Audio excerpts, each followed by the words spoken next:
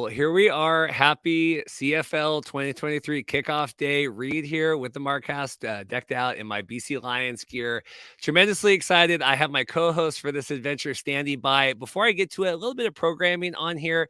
Excited. We have our big CFL pregame show tonight, right? Big guest list. Dave Naylor, Dan Ralph. We got Darrell Davis coming on. Everyone else. Tomorrow morning, if you want our XFL coverage as normal, Andy Murray and I will be back, the professor, who might be stopping by here near the end of the program. But Andy and I are going live tomorrow morning, 9 a.m. Pacific, 12 Eastern. We're doing our XFL, plotting the course for XFL 2024. So if you're here for the CFL content, welcome. I have my Zoa here. We have been enjoying football content since February. But if you're back for the CFL, welcome today. We're going to be doing weekly previews, recaps. Jason's going to be joining us weekly Monday recaps as normal, but we will have our XFL content this Friday. So enough rambling from me. I'm going to bring in Jason here, Jason Hussey. Jason, how are you doing? Welcome to the show. I'm doing great. Thanks for inviting me. Honestly, it's such an honor to be a part of such a great show. Well, I'm serious. I was sitting here. We've been doing the XFL stuff, and it's just all the guys, and Andy and Evan and Pat. Everyone has been so great. Matt Lyons, everyone else, Anthony Miller.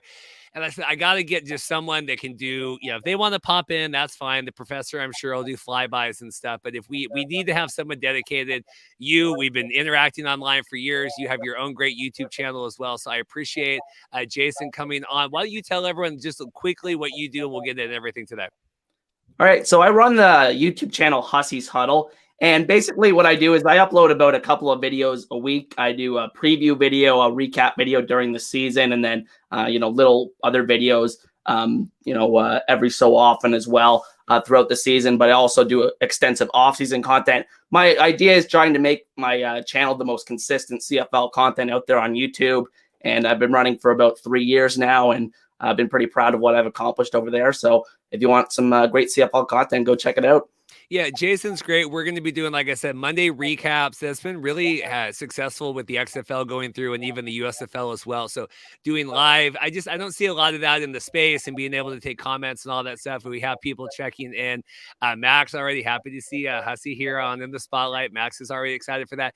So we're going to bring in Darrell's going to be popping in here in a few minutes. I have a lot of stuff to talk with Darrell about. Like I said, we have Dave Naylor. Sarah's coming on. Farhan. We have Marty York as well. Blast from the past, Marty. But I want to make sure we talk enough about the game here, because we might spiral all this today and everything else. BC Lions at Calgary Stampeders here. We got to do one of these in Vancouver so I can get there. But what are you looking forward to? I think I'm really looking at the quarterbacks tonight, honestly. I think going into the season, obviously the big story is Nathan Rourke leaving the BC Lions this offseason, and Vernon Adams taking hold of a starter's job yet again. And then behind him, you have Dane Evans. And I think they've kind of, obviously they're not the similar in terms of style of quarterback, but you look at, in terms of the inconsistencies they've shown throughout their career, they've both had flashes of brilliance. But I think maybe them together, this is a very much a Grey Cup contending team. So I'm interested to see how it works out this year for the Lions. And then for Calgary, obviously moving on from Bo Levi Mitchell, how does Jake Maier How does Jake Maier do in his first season as a CFL starter? I think we saw that with Dane Evans last year. Looked great when he had another guy there and with Jeremiah Mazzoli. But I think, going forward, if can he really do it without being the number one guy in the spotlight? I'm really interested to see how Jake Maier does for Calgary. I'm excited. I love Jake. We had him on pre-season last year, even with Bo was there. I said, I want to hitch my wagon to this guy early, kind of one of the faces of the franchise. Amazing Calgary, stumbles into, doesn't stumble, but, gets Bo Levi, franchise quarterback there. Now Bo moves on to Hamilton, and now we have, another great quarterback waiting in the wings. I love Vernon Adams as a person. He's been on the show multiple times. I love him on Arrow Up, produced by Nick and Matt Baker and everyone over there. I just don't know if I love him as like my starting quarterback for the entire season. What do you make of just Vernon as the player to separate him from the locker room leader? And do you think Vernon will still be the BC Lions starting quarterback here midway through the season? I think it's bound to be a situation where Vernon has a couple of really bad games, and then Dane will take hold for a couple of games, and then, he'll struggle. And then I think they'll go back and forth maybe a couple of times this season. 18-game schedule, long year in the CFL. And I'm interested to see because, like I said, they've both been pretty inconsistent players. I think Vernon, the main problem with him has been the sporadic accuracy. I think over the past few years, sometimes he's in the low 50s in terms of completion percentage, which really stands out when you look at the CFL game and some of these other numbers that other guys are putting up around the league. So I'm looking at that. He was very accurate when he came over from Montreal late last season. So I'm interested to see how Vernon does as a full-time starter again. Yeah, I don't know if I love Dan as well. I mean, this is nothing against the people, but it's almost like, can both of them combined? Can we get a starting quarterback there, right? Because Vernon scares me, and he's running and doing backflips or front flips and trying to scramble, and Dane it never really seemed to kind of bounce back after the Grey Cup loss and all of that. I just don't know what I make of that. I love the BC Lions. Obviously, that's America's CFL team, as I call them. I would like to see them be competitive. Do you think between the two there's enough to keep BC competitive throughout the season? Well, I think it helps that they have a great supporting cast. I think, their defense looks excellent. I think it has the chance, I was saying in my season preview for them, they have the chance to be the best defense in the CFL this year. Great secondary, very deep front seven. So I think that's going to keep them in a lot of games, which really helps. I think the receiving core is going to make their job easier. One question I have is their offensive line, the left tackle position. They lose Joe Figueroa to the Hamilton Tiger Cats in free agency. That was a problem for them for years before last year. So we'll see how they do replacing that position yet again. But I think that, if they can get the best out of each other, I think they do have a chance to be one of the leaders for Grey Cup contention in 2023. Tim Capper checking in here, Montreal Alouettes Flight Deck podcast. I had Tim and Cliffy on last year for the season kickoff. The only way I could top that was getting 18 guests or however many we have today. So kudos to Tim and Cliffy over there doing all their work with the Montreal. Speaking of, movement to Hamilton, obviously James Butler here, a big loss for the Lions. I had Steve Milton on last week kind of talking about that with the Ticats. What do you make of BC's run game here? Because it was horrible, and the Butler at least had some semblance of, obviously had a great season. What do you make of them moving forward now? Well, I think a lot of it comes down to the offensive line, and I think the offensive line's actually improved a lot over the past couple of years, especially in terms of their Canadian guys on the interior. I think that should help the new starting running back, Taquan Mazzell, I believe his name is, that's starting the game tonight, have some success. But at the end of the day, I think a lot of it comes down to their game plan. They're usually a team before they had James Butler that leaned on the running game that much, and that was really to their detriment. I think last year you saw when they had balance, they had a lot more success. So I'm very interested to see how they do. You can't really tell with some of these rookies. Some of these guys end up being some of the best players in the league right away in the CFL. Benefit of guys like coming in at an older age, and they're not just like 22 years old coming off the street as an NFL rookie. These guys are 26, 27 years old, have played in professional games before, and some of these guys can really hit the ground running. So we'll have to see if Mazzell does that tonight. We have our first guest standing by here. I'll bring him on in a minute. I'll ask the question to you first, and then we'll toss to Darrell here standing by. A lot's been made, and I want to talk with Darrell about his article, The Canadianness of the CFL. John Hodge had his article out last night with 3 Down Nation. Recent friend of the show now. John and I are kind of working to bury the hatchet there.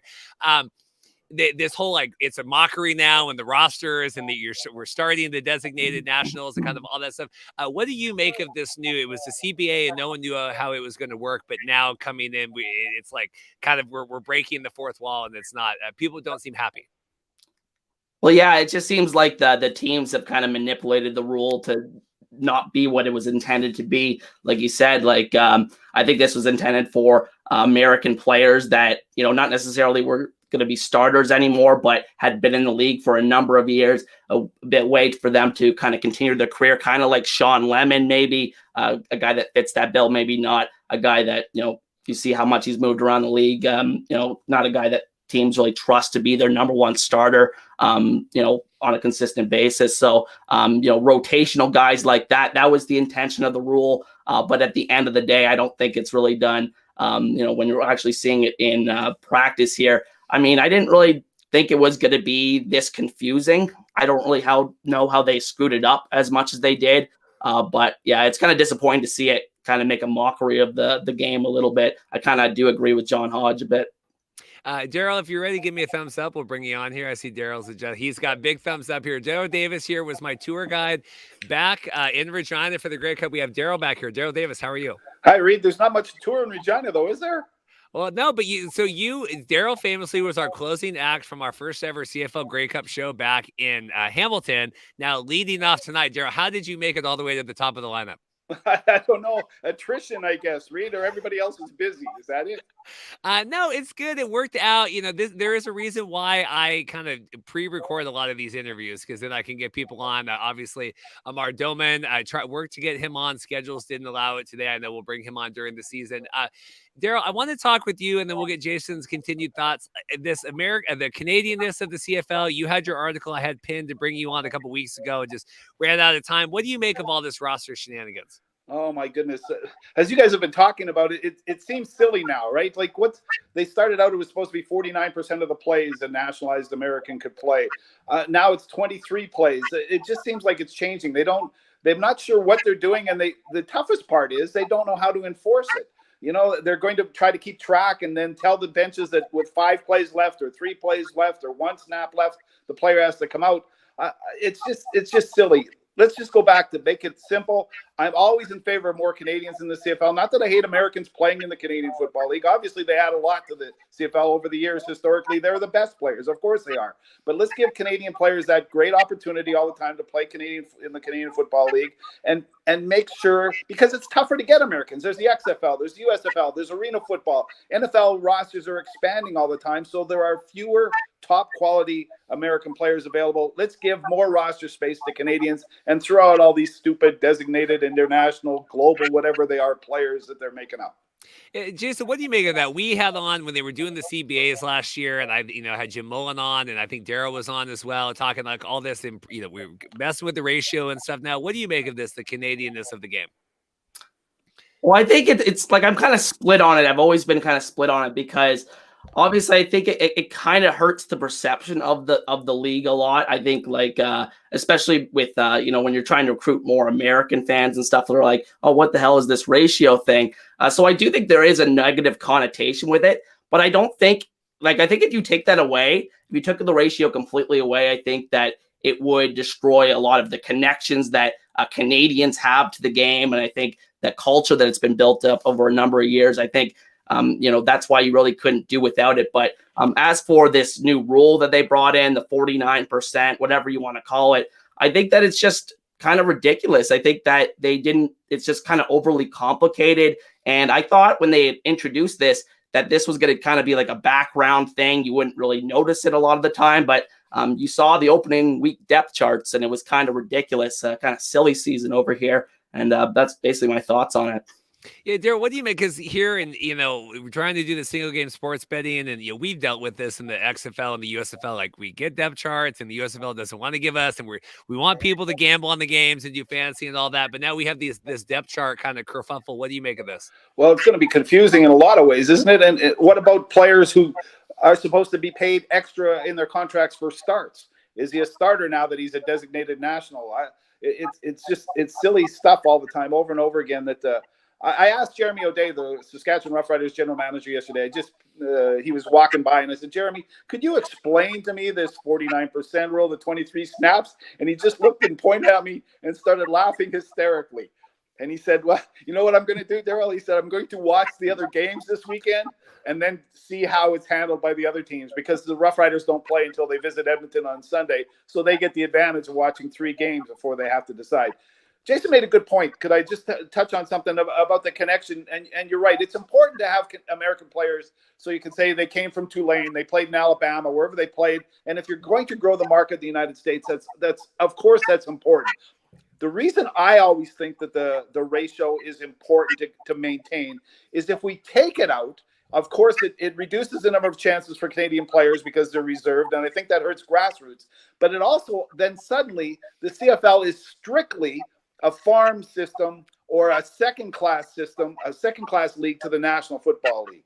Because all of a sudden the best players are all going to the NFL and only the second and third and fourth best players are coming to the Canadian Football League. This way you have a ratio and you say, well, the Canadians are good enough to play. We want to make sure that they have a chance to play.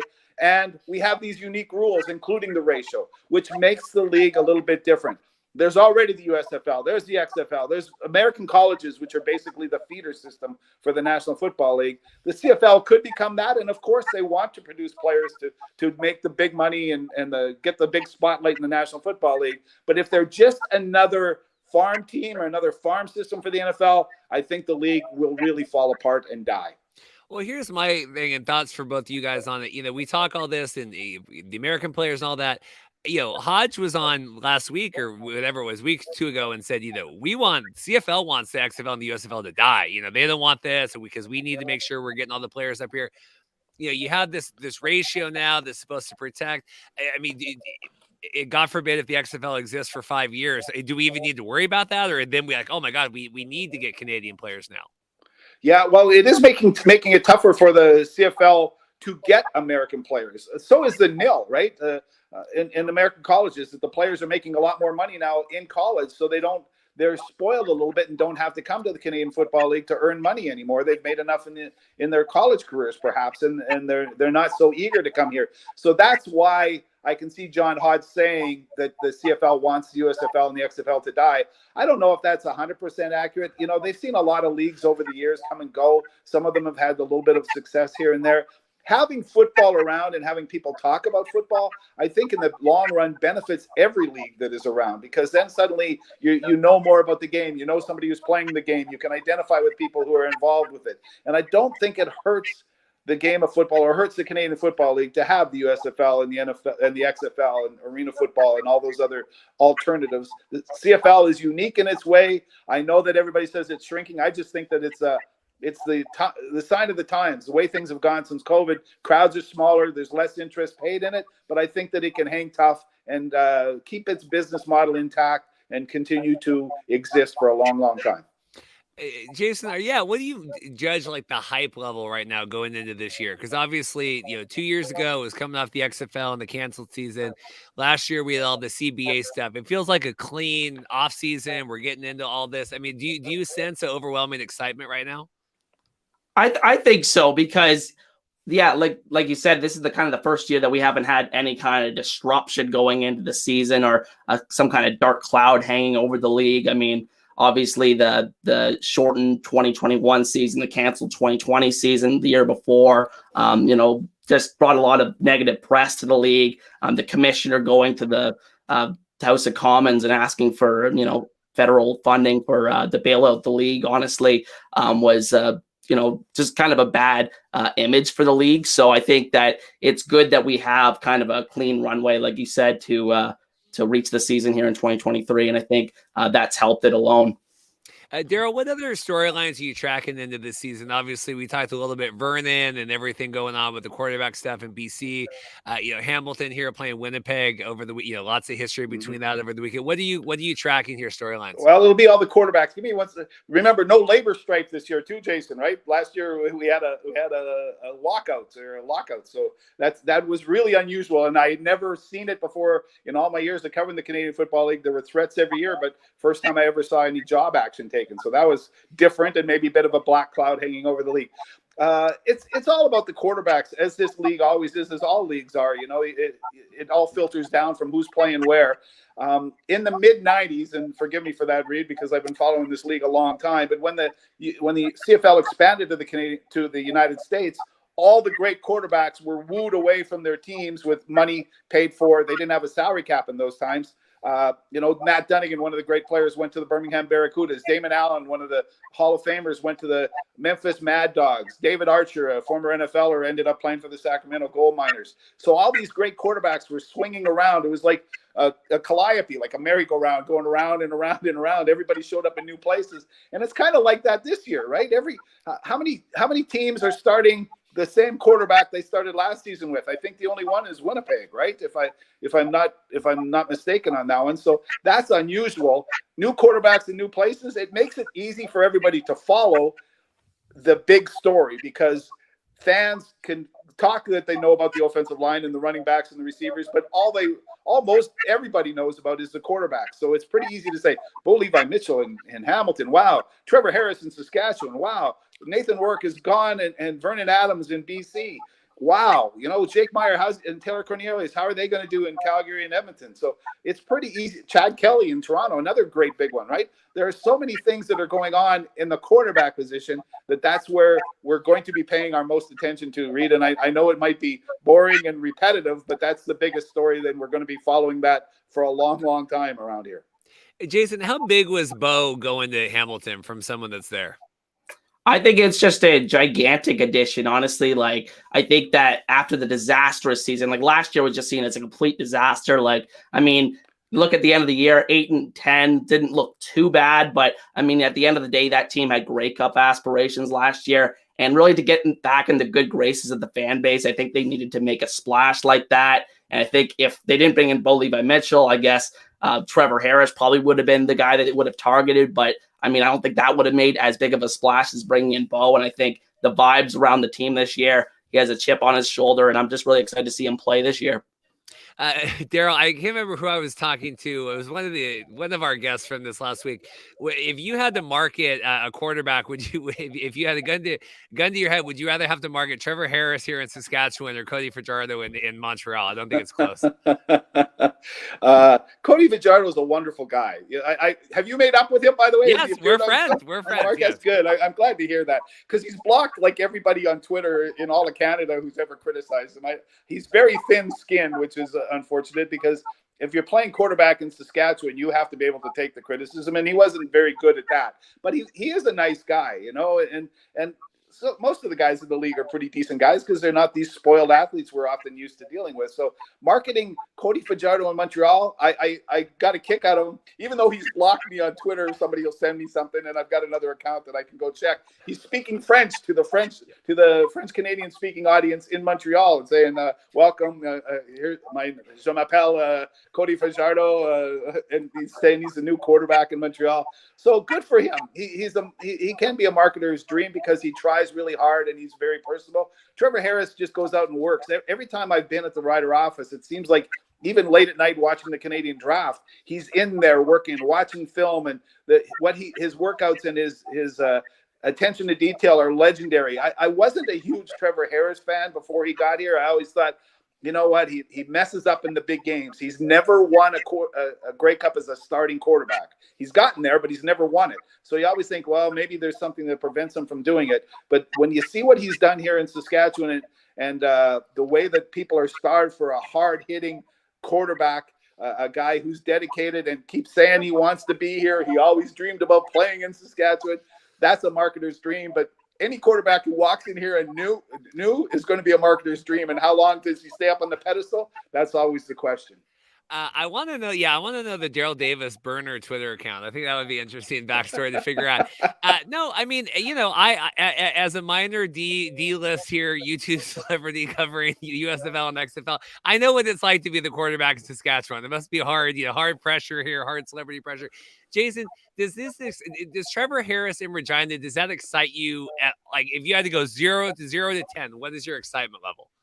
Well, on my channel, I've called Trevor Harris an East Division quarterback. That's kind of the phrase I've kind of coined him because I thought he really rejuvenated his career last year in Montreal. I thought it would have been perfect. He had come back. Obviously, the ownership situation there kind of prevented him from doing so. I mean, I would have made the move if I was Saskatchewan. I do agree that it is an upgrade over what they had. And I think Trevor Harris gives them a better week-to-week floor. But honestly, it really doesn't excite me a lot. And you saw what happened when he went to Edmonton. Not even just the 2021 season, which was disastrous for Edmonton, but 2019, he had his struggles with the team. So honestly, he doesn't really excite me. Playing a tougher division in the West Division, and I'm really interested to see how he does this year. But it doesn't really excite me if I was a Roughriders fan. Jason, it's interesting. Sorry to butt in on this, Reed, but this is Trevor Harris's fifth CFL team in his 12th season. And as you said, he did revitalize himself in Montreal. Looked pretty good last season. Yesterday in the media scrum after Roughriders practice, one of the reporters asked him, "Are you looking forward to going back to Edmonton?"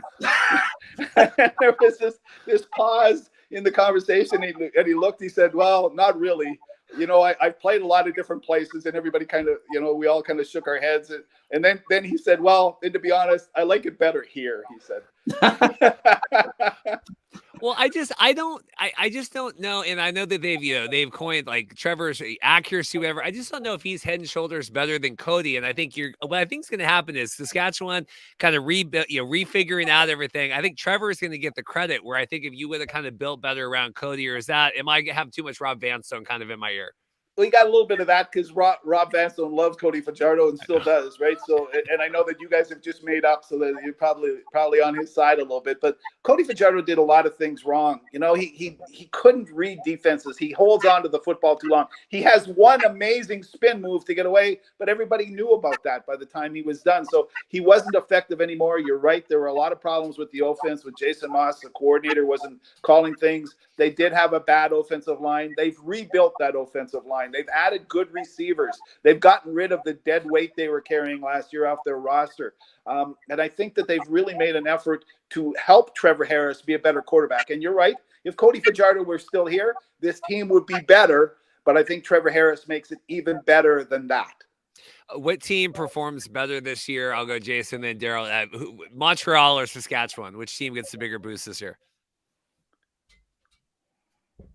You want Jason or first? Doesn't matter. Jason, go for it. Go ahead. All right. So I actually have both of them missing the playoffs, but I do have Saskatchewan finishing with an 8-10 record. So like just missing out on the playoffs. Whereas I have Montreal as the worst team in the league this year. I just think they've lost too many key pieces at key position, head coach, quarterback, wide receiver, really difficult positions to replace over one off season. So I would have to say Saskatchewan. I think Saskatchewan does have a chance of making the playoffs. I just personally didn't pick them. Darrell, did Carl buy a stinker of a franchise here? Yes. I've never been a Danny Machocha fan. I have never been a Jason Moss fan. And it's the best city in the CFL to visit, but I think it has the worst team and the worst organization around it right now in terms of administratively, in terms of putting a team on the field. I think that they've taken a huge step backwards. As Jason said, the ownership kerfuffle probably caused them a lot of problems. They wouldn't have lost Trevor Harris if they weren't going through that ownership decision. Trevor Harris was ready to stay in Montreal, and who knows, maybe Geno Lewis would have stayed, and they don't lose all those players. Montreal is, as Jason said, I agree with that, the worst team in the CFL this coming season. Saskatchewan is better. I've gone out on a limb and said they're going to win 10 games. I really think that they have filled, and I'm not a homer. I never cheer for them or I never cheer against them, but I keep thinking that they've done a very good assessment of themselves and gone after the people who really help fill the holes or replace the players that they've lost. And one of the assessments is Craig Dickinson, the head coach, has decided he's going to get tougher on these guys about penalties. When he's been coaching 3 years here, the Roughriders have been the second worst, the worst team in the league for penalties assessed. And he said in the last preseason game, they only had one. So he seems to think that that's working, that he's doing something that's going to make them better, give them a better chance to win. And I think they're a better team. I think they're going to make the playoffs. Are they going to host a playoff game? I'm not sure about that, but they're probably a playoff team. Are you, just speaking to penalize the Saskatchewan Roughriders, are you surprised Garrett Marino still is employed by the USFL here going into week 9? We're week 9. I'm surprised he's anywhere. When the actions last year, I jumped on that right away, Reed. I'm sorry. I'm tooting my own horn on this one, and I apologize for that. But right after that game, I said they have to hand Garrett Marino an apple and a roadmap and get him out of town so fast that your head would spin. But they just set him there and couldn't wait for him to come back 4 games later. And it just totally destroyed their season. I've rarely seen an incident. Well, when Corey Chamberlain was coaching the Riders a few years ago, there was one spot in the Ottawa game that he played a quarterback he shouldn't have, and you could just see the whole team disintegrate right there. And that's what happened with Garrett Marino last year. They should have done that. I think they've learned from it since then. Yes, I'm surprised Garrett Marino is playing anywhere. He's very talented, but he's very unpredictable and explosive. He's a loose cannon on any team. And if you can keep him in line, well, you might have a talent, but I think that's difficult, and he may explode or implode at any moment.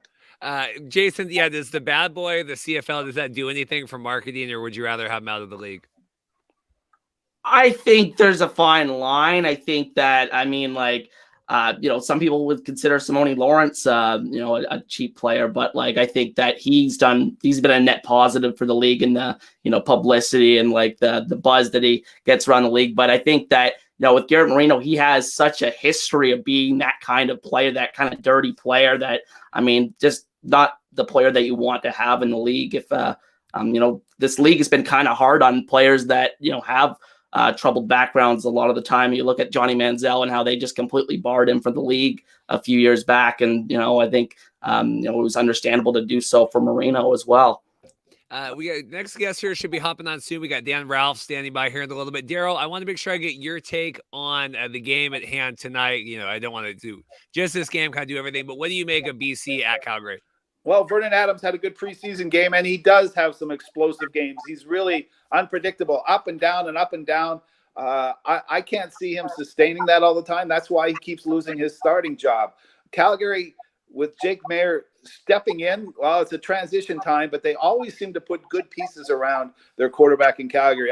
I'm never going to bet against Calgary in the long term, so I think that I have to probably, even though it's a flamboyant quarterback against the guy who's proving himself, I think I'm still sticking with the Calgary Stampeders in most games this year.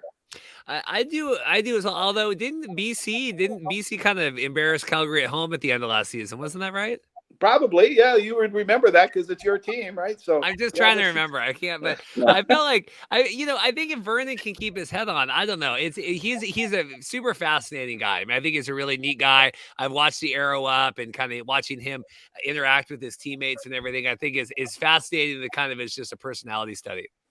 Yes, but amazingly talented. And, he's been at different places because every coach thinks, oh, yeah, look at the skill level. Look at what he showed college. Look at what he's capable of doing. And he certainly can. If he could do that, even close to that consistently, what a great career he could have had. But it's so up and down. He's so mercurial, Reed, that I don't know if he can sustain it. And stepping in after Nathan Rourke, there were pretty high expectations out in BC. They have a decent team around him. He's got to fulfill those things. He always takes it upon himself to be a leader and tries to show that. And it seems like everything disintegrates around him. They've got Dane Evans sitting there who thrives in a 2-quarterback system. Maybe he's the guy who ends up playing most of the time. Who knows? It's game one. It's fun to predict what might happen. Does that, and I'll get Jason's thoughts on it too. Does that kind of same with Trevor, like having all this team? Does that stink on there? Does that kind of hurt at this point, or do fans just kind of give up? And they don't. It doesn't bother them. What? Sorry, meaning just having like the stink of like the Vernon's been on so many teams, and Trevor's been on so many. Trevor teams. Harris too, right? Yeah. Well, in terms of what have they accomplished all the time, I think they're going to get another chance. Of course, Vernon Adams and everybody's raving. What was it, 12 for 12 or 13 for 13 in the preseason game? You're going to give him a chance. But if things start to falter, it's so easy to point the finger at the quarterback and say, see, he's never won anything.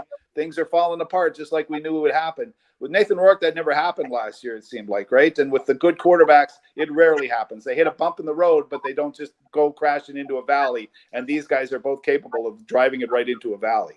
The same question for you, Jason, about that kind of like the multi-team stink on these quarterbacks. It's a good question because we have seen the CFL is a weird league in how we've seen guys that have gone through. They've struggled at their first couple of stops, and then all of a sudden they, everything just clicks for them, and they become, a solid starting quarterback. But I think that for Vernon, it's all about the consistency for him. I think that, I always say he doesn't do the easy things well. I think that he's not great at taking those underneath check downs. He's, really good at throwing the ball deep down the field, making these crazy improvisational plays, but it's kind of keeping it simple is the problem for him. And I'm interested to see how he does. I thought he did a really good job of it when he came down the stretch last year with BC. So we'll see how he does. But at the end of the day, I think that it's going to be tough for him to really have that rebound because it can happen, but it is rare.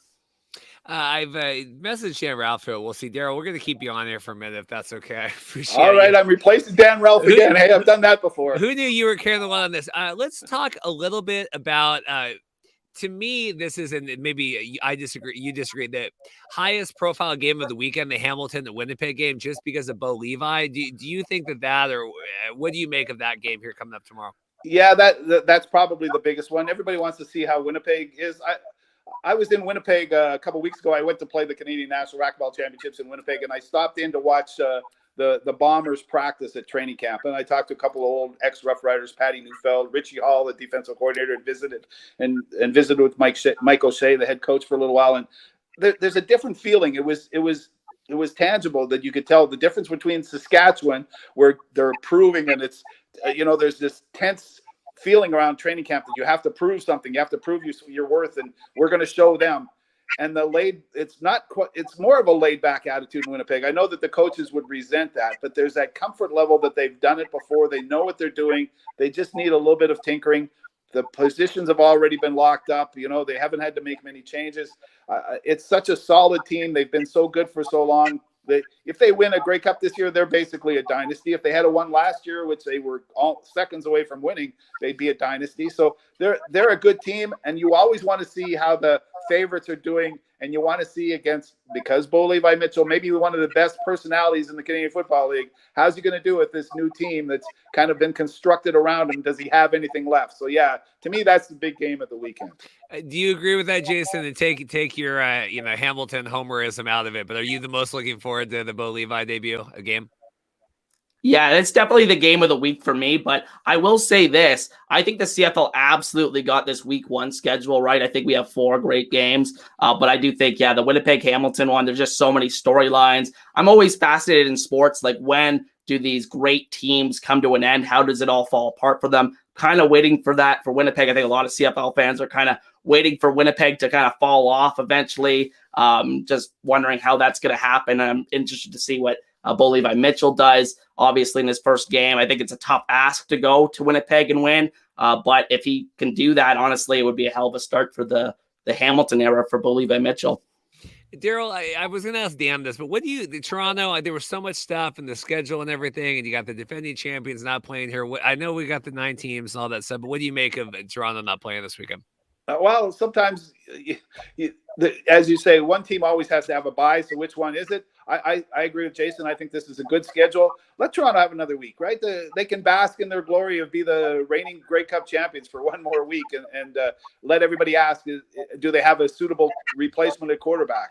Maybe it will build some extra interest in ticket selling. So I have no problem with that. It's going to happen once in a while. There are good meetings this week. This BC Calgary game is a great game. The Saskatchewan at Edmonton game. Edmonton hasn't won a home game in how many years? And Saskatchewan's kind of a rebuilt team and one of their great rivals. So it's guaranteed win night in Edmonton. If the Elks don't win, then you're at the game, you get another ticket to the next game, and they keep giving you a ticket until the Elks win a home game, which I think is a great promotion. And I'm interested in that. I want to, Taylor Cornelius is an interesting guy at quarterback. So I want to see how these teams are performing. Chris Jones does a good job in the second year when he's running a franchise. So how is Edmonton going to be? There are a lot of great games. Giving Toronto the bye, no big deal. That might be the right team to give the bye to, I think, Reed. If you were going to ask me who should get the bye in week 1, I would say the reigning Grey Cup champions. And we have a comment here. W. Jones, week 1 should always have a Grey Cup rematch. I mean, obviously you want Hamilton playing here because of the bow of it all. Jason, if you had to put Toronto in here? I mean, there is a lot of intriguing matchups, even the Ottawa Montreal one, kind of that rivalry over there. But how would you fit Toronto in here if you had to go back? Yeah, I think it's you take one of Ottawa or Montreal out because I think the other 3 matchups definitely have the most spice to it. I think that when you look at, Jeremiah Mazzoli being out for the first couple of games of the season, obviously that wasn't known when they made the schedule, but that takes a lot of juice out of that matchup potentially. So, I think that maybe you take Ottawa out, but I think that, Toronto's probably as good a choice of any to take the first week off, honestly. Yeah, they have gone with, they have gone with, as your texter said, they have gone with rematches of the Grey Cup quite often to open the season. But, there's some mess ups in the schedule too. Cody Fajardo won't be playing in Saskatchewan this year with the Montreal Alouettes. That's not on the schedule. Bo Levi Mitchell, the Hamilton Tiger Cats, won't be going back to his old stomping grounds in Calgary. So you cannot make a perfect schedule, but they've done a pretty good job on this year's. Well, it's hard, because obviously, and it comes out so early, but then you have all this off-season kind of free agency stuff. Like, I don't know, are they better off waiting to kind of figure this out to see? Well, but I know the NFL, and they kind of say, okay, well, we got to wait now. Okay, Rodgers is traded. Okay, now we're going to put the Jets and all this stuff. I mean, they have all their amalgamations there, but are they better off waiting and not announcing it so far out and being able to plan this a little bit better? Well, they can do that in the NFL because they all have access. They all own their own stadiums, don't they? But it's difficult to schedule in Toronto and Vancouver where the teams, and even Montreal, where the teams don't really have priority on their scheduling time. So yes, the NFL does that well. The CFL used to get criticized vehemently, and I was one of the lead critics saying, why are you waiting so long to put out your schedule? People want to, in Saskatchewan, people schedule weddings around Saskatchewan Roughrider games. People schedule vacations around when the Riders are playing. So a lot of things have to be done early enough. The fact that they did it early, I'm never going to complain now when the CFL puts out its schedule, because we can make our plans, the media can make its plans, everybody can make social plans because the schedule is put out earlier. So maybe they missed one, but it's better to get the schedule out early than it is to put it out late and have everybody haranguing them for not having it published already. Well, no, I mean, XFL fans know that. We did have the schedule. Jason, what do you make of this? Because I mean, I get the travel and all of that. The XFL one, I think it was like 6 weeks out before the season. I mean, it was like drop dead time there to get it out. What do you make of the schedule planning?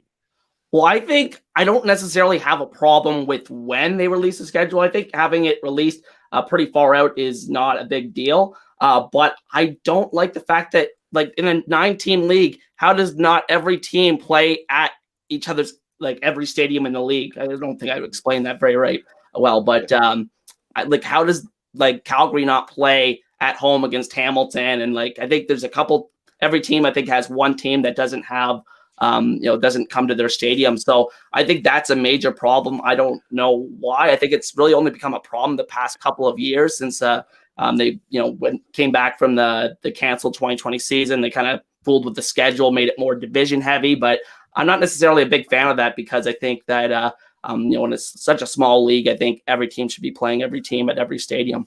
It used to be a very simple solution. You're right, Jason, that there was a home and home game against everybody, and that accounted for 16 games basically, and then they would add 2 against their division. But it ended up that the Eastern teams, which were weaker, would be playing 10 games against the Western teams when you play home and home, because you've got 5 at home, 5 away. So there would be 10 games for Eastern teams out of their 18 would be played against the West. And when the West was so much stronger, they started thinking maybe we better come up with an unbalanced schedule because of that. It's unfortunate because, as you say, Hamilton, that would be a really big show. Hamilton and Calgary, I would love to see that one, but they don't have it on the schedule. So that, you can't predict everything's going to happen, but it would have been a good one. But I understand, as you said, Jason, why they would like to be more concentrated on their divisional play. Darrell, we have our next guest standing by here. Sarah, anything else? Thanks. Darrell extended time. We might have to put out an APB on Dan Ralph here. Not quite sure if Dan got held up at the grocery store. Anything else from you before we let you go? I'm good. I look forward to the season, guys, and thanks for having me on. I appreciate it. Darrell, I'll be there. I got my plane, flights booked. I got to go through Toronto again. Don't like that, but we'll be going Seattle to Toronto and then down. So I appreciate it. We'll see you hopefully up there at the suite. All right, guys. Take care. Season's greetings. Darrell drops out. We're gonna bring in Sarah now. I gotta get my browser bigger here. I can't. It's there we go. This is wonderful podcasting. Sarah, how are you doing? Hi, I'm great. How are you? We're good. Sarah here, moving transitional kind of stuff here following the season. Just saw you pop up on the First and Out podcast with Matt and Nick. How is your life going? It's been great. Thank you. I mean, CFL's back. What can I say? Yeah, talking about this, and you're doing, you have some new projects, right? We've seen you work on and trying to get more CFL fans engaged. What are you working on right now? Yeah, basically what you're saying. I mean, it's kind of piecing together a few different projects. So some things are still in the work, but like, I think it's great. Like I like making my own content, whether that's from home, whether that's for, a different kind of platform. I think just getting that out there and giving fans something to look at, during the off season, as well as now, like during the season, is kind of my main goal. So I try to be flexible with it. There's not a specific thing that I would say that I'm working on. It's more just kind of keeping up. What are you storylines you're tracking here going into the season? Obviously we're talking BC Calgary tonight, but kind of everything else. What are you looking forward to? Oh, there's so many storylines. That's my problem, is I just kind of love like looking at all of them. One that I was thinking about today that really is exciting to me is actually the Saskatchewan Roughriders and Montreal Alouettes sort of thing that they got going on there. I mean, obviously, I'm connecting the two because of the quarterback switch, right? You got Trevor Harris, who's now a Saskatchewan Roughriders, and then you've got Cody Fajardo with the Alouettes. And to me, the intriguing part is that both of those organizations last season and even during the offseason a little bit were kind of chaotic, in different ways, but they both had that energy to them where you don't really know where it's going to go. Are they going to make the correct changes in order to change the narrative, right? And they're both really trying. You could see, I mean, obviously, especially with the Riders, with their offensive line, they're kind of revamping that, which is what everybody was, asking for. Trevor looks to be more settled as well over there. And then on the other flip side, you have Cody Fajardo, who's I think kind of liking, Montreal and not having everybody stare at him all the time with this intense glare, because how Riders fans are very passionate and stuff. And I think for him, he couldn't handle that as much. So I think that's a really cool storyline to follow. I mean, I don't want to compare them too much. They're different, even divisions, but I kind of love looking at those dynamics.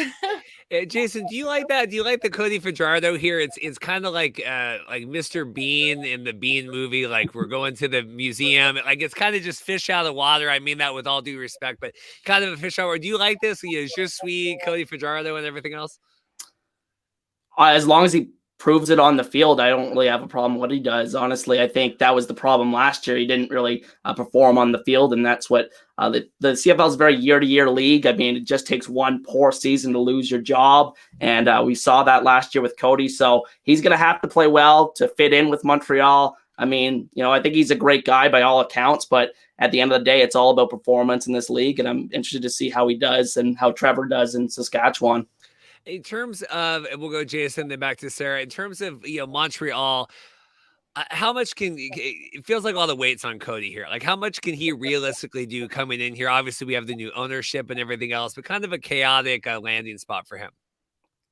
I think the big question with Montreal, like the big overarching question from a schematic standpoint, is that head coach Jason Moss, he's never been a guy that relies on the running game a lot. And that is Montreal's biggest strength on paper. William Stanback should be much better this year coming back from that injury. Walter Fletcher, very talented running back as well.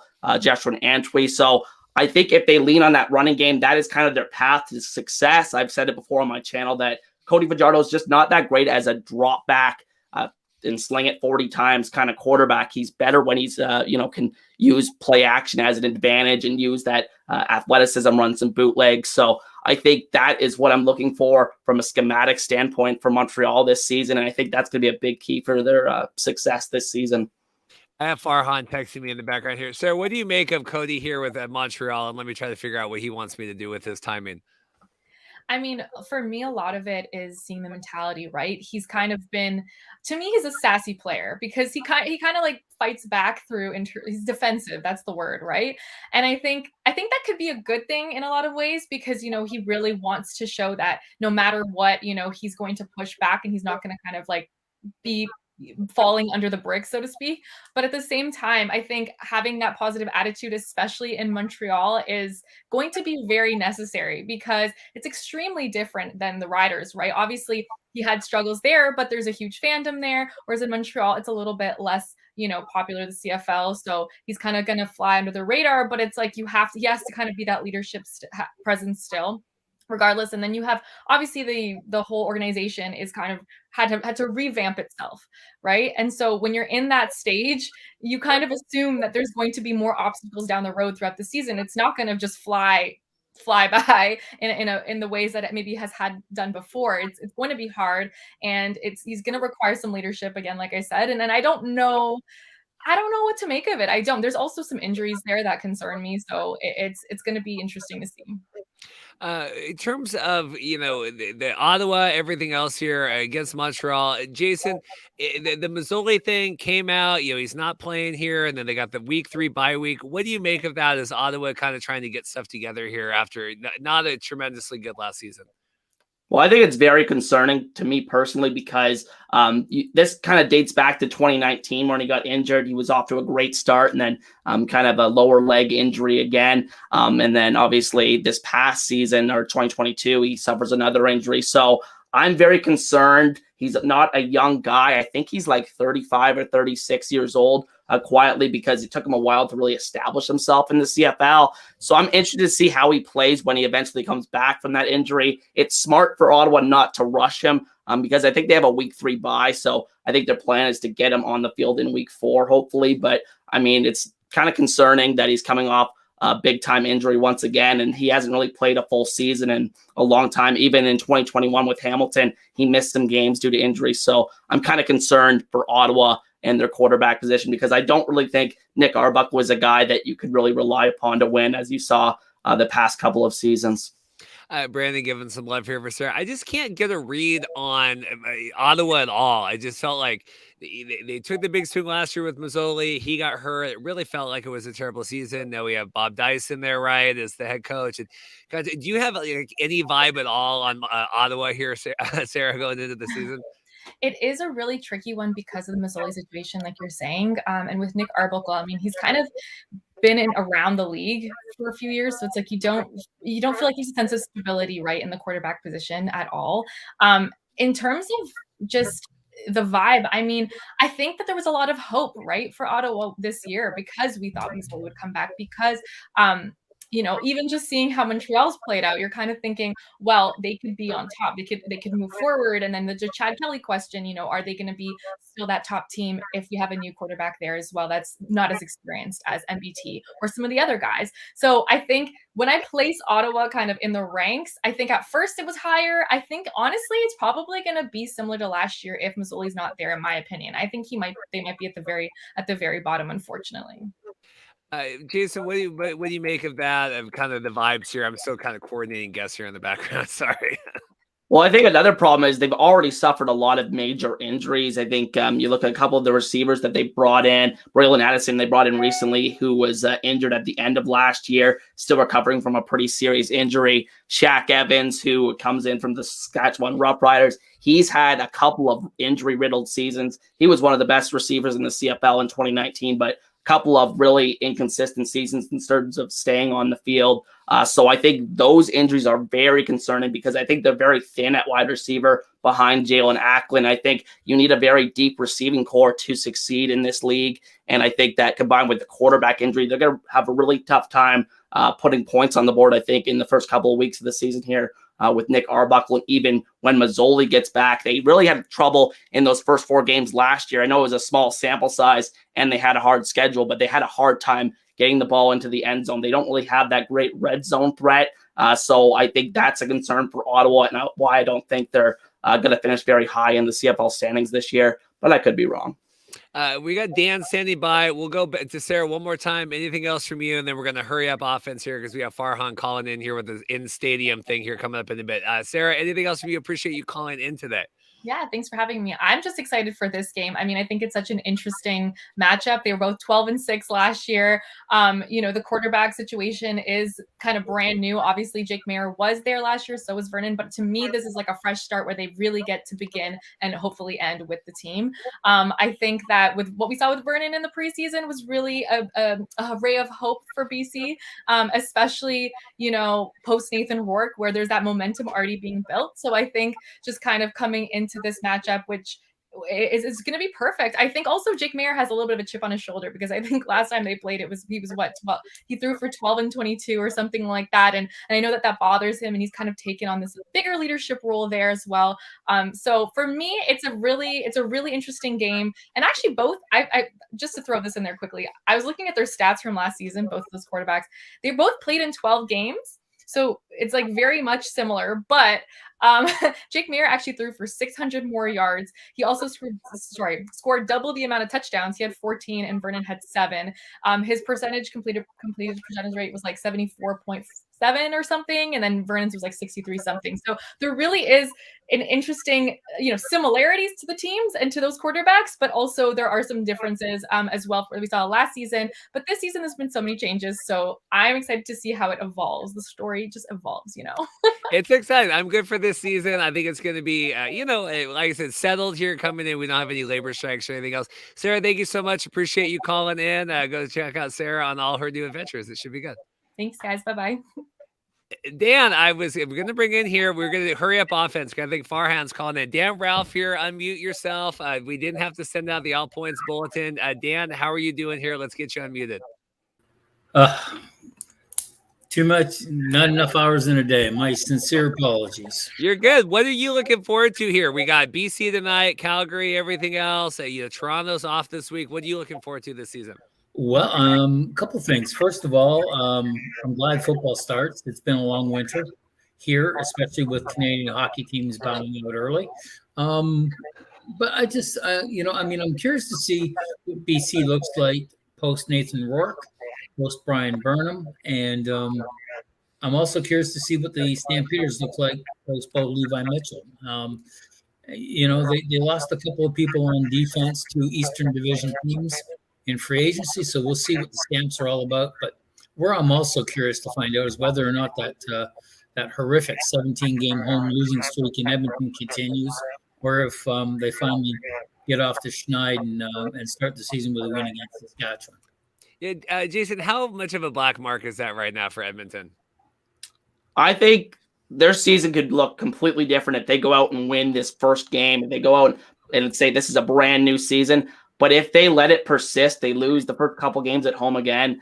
It seems like it could be the same old story. So I think it's so crucial for them to win that first game. And I definitely think they can do it. They won the last game at Saskatchewan last year, the last matchup these two teams played. So I think they have a good chance to win this one. But if they don't win this game, it's going to be very concerning for them. I think it could be a snowball effect once again. Dan, why are Toronto Argonauts playing this week?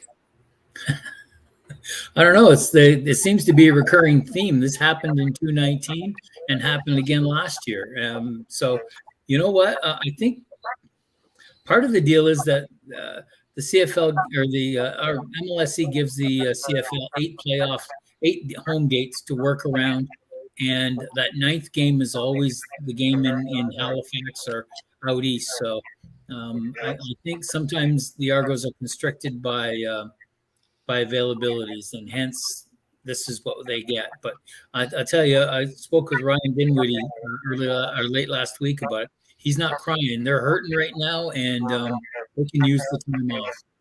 You mean in terms of injuries, really? Yeah. He said they're really banged up, and they had a bunch of people walking around with crutches and with limps. Last time I saw them in Guelph a week and a half ago. So. They say they need it, and I'll take him at his word. I think what Steve Milton was saying too, that one of the Hamilton recent signees injured too. Jason Snyder said, "What is this preseason?" And we're like, I don't understand that. I guess that seems surprising. Well, I mean, I think there are injuries in training camp. I mean, these guys, they don't go.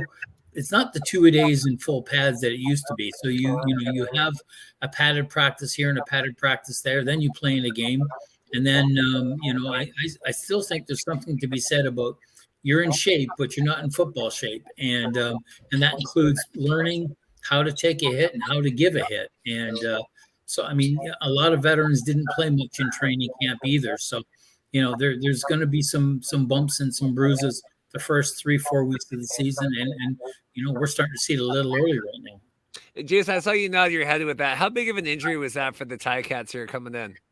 I think because the thing is, he was kind of their second guy that they were going to use at that boundary receiver position, which is a pretty crucial spot in a CFL offense. And I think that they really lack size in the receiving core after those first couple guys went down. Anthony Johnson is the other guy I was talking about. And then Justin McGriff is the guy Steve Milton was talking about, who went down. Big, tall receivers, something Hamilton doesn't have a lot of in the receiving core. Guys like Tim White. Tim White, I think, is like 6'2", if I'm not mistaken, but just not huge guys in that receiving core. And I think Bo has always been a guy that likes those big targets. So I think having those guys go down in training camp is a pretty big loss for Hamilton. Dan, getting your thoughts on the Bo Levi and Hamilton. Is that your biggest, most watched game of the weekend coming up? Not really, because they're in Winnipeg. You think it's going to be a cakewalk? Well, I don't say cakewalk. I think it'll be a close game, but I think there's something about Winnipeg at home. I mean, and this is not a slight against Hamilton. They do this to most anybody. They're tough. They get the home crowd support behind them. And the big thing, I look at that roster, and there's little to well, there's turnover, but not as much turnover as you would think. So there is a sense of comfort that they know each other, they know what they can do, they know what they're capable of. They've been in the offense. If you're looking at Zach Caleros and all these guys, they've been in the offense now for 2 or 3 years. They know what they can do. They know what needs to be done. There's a sense of familiarity. At a time during this early part of the season when teams are still in that feeling out process, Winnipeg's got that familiarity, and that's where I base that on.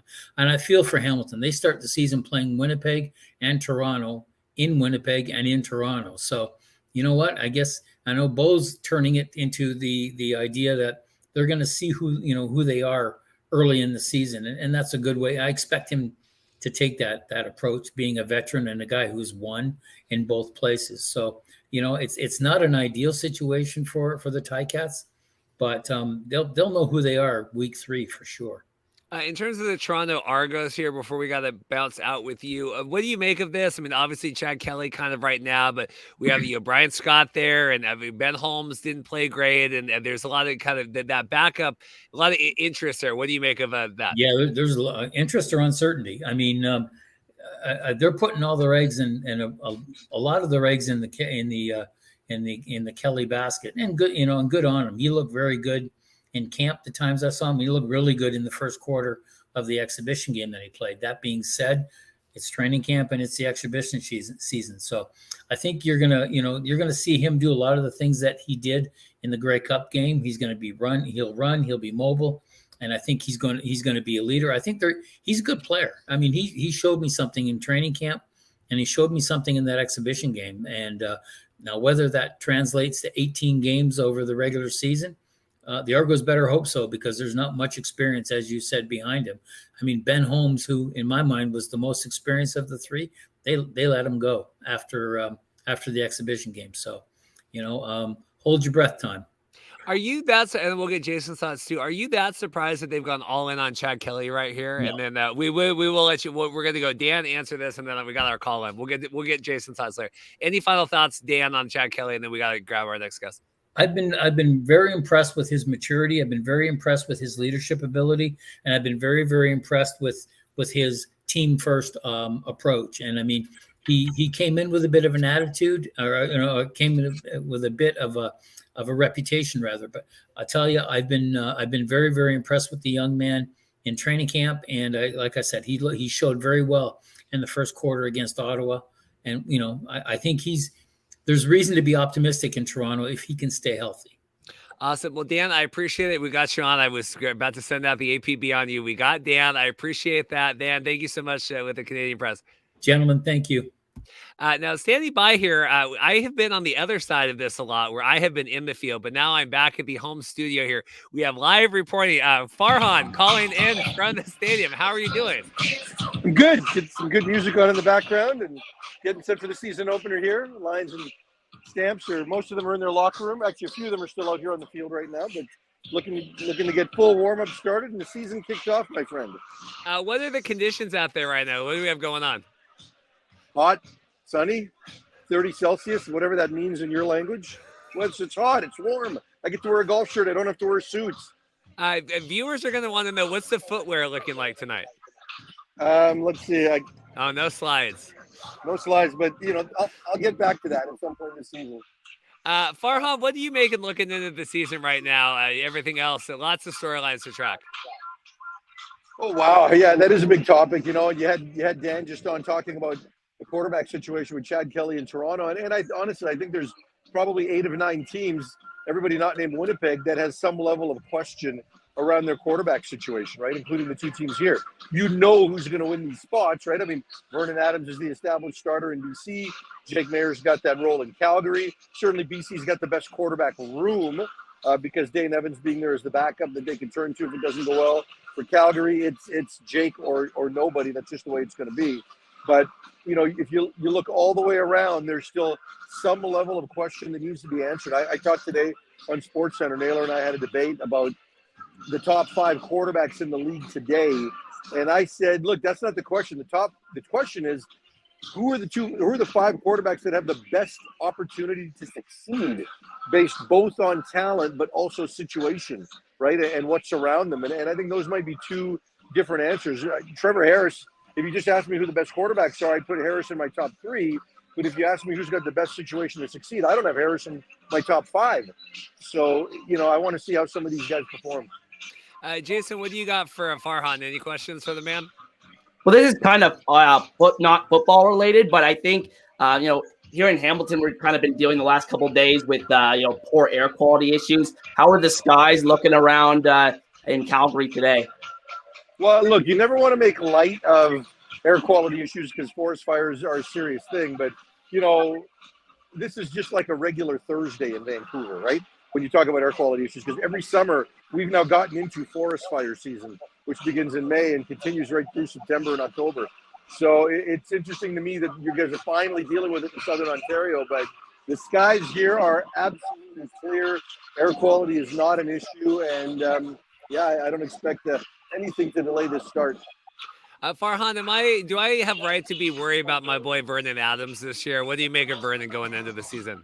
Worried? Why? What worries you? Just worried that, he tried to maybe a little too hard, turn the ball over a little bit. This is our team. I mean, this is America's team.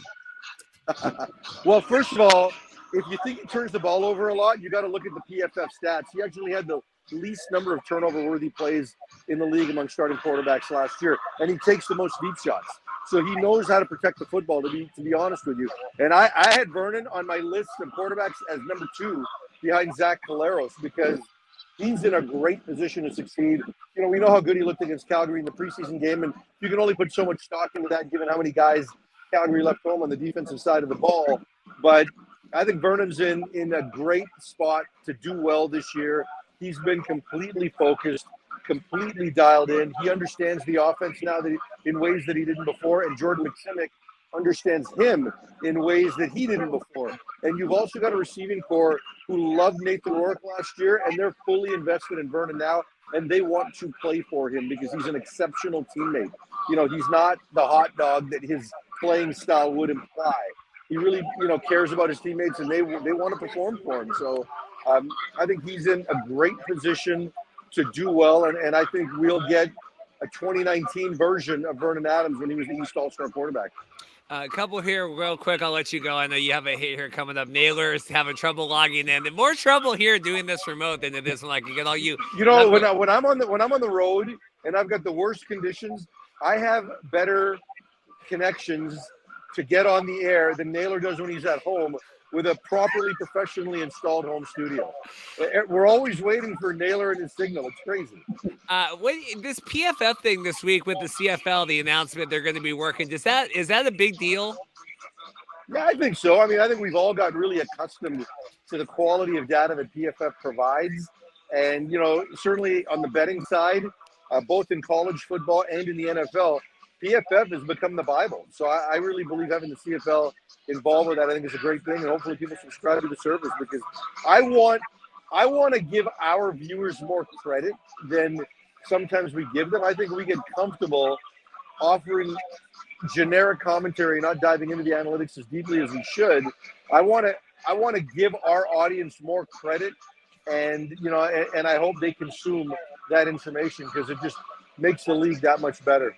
Well, it's interesting, because I got some of the PFF guys that, come on before would talk XFL or USFL, and they said, well, we don't have as much time, this year. We're kind of doing the articles, but we don't have as much time to deep dive. So it's interesting that, CFL has at least kind of gotten above that threshold, I guess they have. Yeah, no, there's no doubt. It's good. And, I know that there have been some growing pains with the Genius stats package through the preseason that I know is going to get resolved here sooner than later. And once that gets resolved and you couple it with what PFF can do, I just think it gives fans so much more in terms of access to players, what they're actually able to do, and just resources to get to know those guys that much better. It helps CFL fantasy. It helps all of it. So it's a real win. And people understand the brand of PFF. If you're an NFL fan, to now be able to access the CFL information just as readily on the same platform is a great deal. Well, Farhan, anything else from you? I'll let you go. We'll stop down here before Naylor comes on. I don't want to hold you. Anything else from you before you got to get out?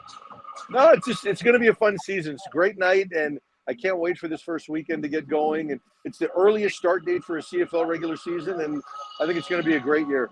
Awesome. Well, Farhan, we'll get you on proper this season. I appreciate your time. No problem. But next time, Dorothy has to ask because she's my favorite of you two. I know she's walking around here somewhere. I don't know. She's walking the dog or something. So we'll get her on. All right. Give her my love. Talk to you soon, buddy. Yeah. Well, Jason here, we'll let Naylor's trying to log on. We'll stop down here for just a quick second. How that a lot. Farhan's got Full Rider playing in the background, down Ralph, everything else. How are we doing here? How have you made the show so far? Sorry, so what was the question? I said, what have you made of the show so far? How are we surviving here? I think we're doing great. Like considering we got a lot of moving parts here, a lot of guests, but a lot of great guests, and I think this has been a great show so far. Yeah, people always wonder why do you pre-record these all the time through the week? But we're here. We have Naylor getting ready to hop on. We also have Marty York coming on as well here near the bottom of the hour before we get into it. And then we'll probably log off here a little bit before. I know the Professor Andrew Murray stopping by as well. The wildfire smoke, interesting. I did see a lot of that, especially in New York. Doesn't seem to be a concern in Calgary. That's got to feel good, right, Jason? Yeah, for sure. It's great to have clear skies for kickoff in the first game of the season, obviously. I'm interested to see if that affects the Montreal game on Saturday night. So, something to monitor going forward. But as Farhan said, it's something that they're used to, unfortunately, in the West. And it's good to see that there's clear skies for tonight. Interesting. Yeah, I saw Tim Capper posting that it seems like Montreal is selling really well for that, 20,000 plus trending for that. What do you make of the Montreal fan base here? It just feels like they've been through a lot here in the last couple of years, and ownership and kind of everything else, the Gary Stearns of it all. What's your read on the Montreal fan base? I think it's hard to judge because I think a lot of the time in the CFL, most of the, most teams are not like, say, Saskatchewan. Even Saskatchewan's having some decline in attendance. But I think most teams are reliant upon having some sort of recent success to, get the fan base back into it and have interest in the team. And I think Montreal, it's been a long time. They have the second longest Grey Cup drought behind Hamilton, who has by far the longest Grey Cup drought. And I think that plays into it. I think when I was growing up, the Montreal Alouettes were the premier franchise in the CFL with Anthony Calvillo. So they were just a very proud franchise, and they just have not reached that level ever since Calvillo retired. And I think that they were getting there a little bit with Vernon Adams back in 2019, but then obviously COVID happened and canceled 2020 season. So imagine what would have happened if they played in 2020. Maybe they could have continued that positive momentum. But I mean, the ownership changes. Morale's got to be pretty low, I think, around the Alouettes. But I mean, a new owner has, deep pockets. And I think that a big problem with them as well is the stadium issue. I think that they really need to have their own stadium and not share the facility with McGill. I think there's some benefits to having that right downtown in Montreal. Just kind of great scenery around the stadium. But at the end of the day, I think it's better. They're better off getting their own stadium if that's a feasible option in the future. And maybe with this deep pocketed owner, it could happen. Yeah, I mean, it looks awesome, man. I've obviously never been to Montreal, but watching it on TV, it looks great. W. Jones has Lions like to sell out their first home game. I don't know, like they always open the upper deck. It never quite sells out, right? And even last year with One Republic, does LL Cool J? What is his like? I know LL, like I don't know if it'd be an American, but like as a Canadian living in Hamilton, does LL Cool J have any kind of semblance of effect on you in June of 2023? I'm not really the person to ask about rap, to be honest. I mean, I listen to some of it, but I'm not really too familiar. I'm sure I've heard a song or two of his, but I think that, it's good that they are delving into more of the hip hop genre. I think that, just the country element to what they've used to promote CFL games over the past couple of years has kind of gotten a little stale. So it's good that they're some of these teams are bringing in other acts and more popular acts and well-known acts. Obviously, One Republic last year was huge. So I think that it's good that the CFL teams are doing this. Our Lady Peace coming to the Montreal home opener as well. So I think it's good that they're experimenting with bringing in these concerts to the home openers. But at the end of the day, I don't think that's going to be enough alone to propel momentum. But it does get the fans out to that week one, and you get a good attendance for the week one games doing that. I'm curious, like what's the threshold there? Like, how do we decide? Like, One Republic, like everyone listens to One Republic. Like, even I thought the Grey Cup was it 2 years ago with like the Lumineers and all that. Like everyone kind of knows it's not country. Everyone kind of knows that. I don't know what resonance LL Cool J has in especially like Vancouver.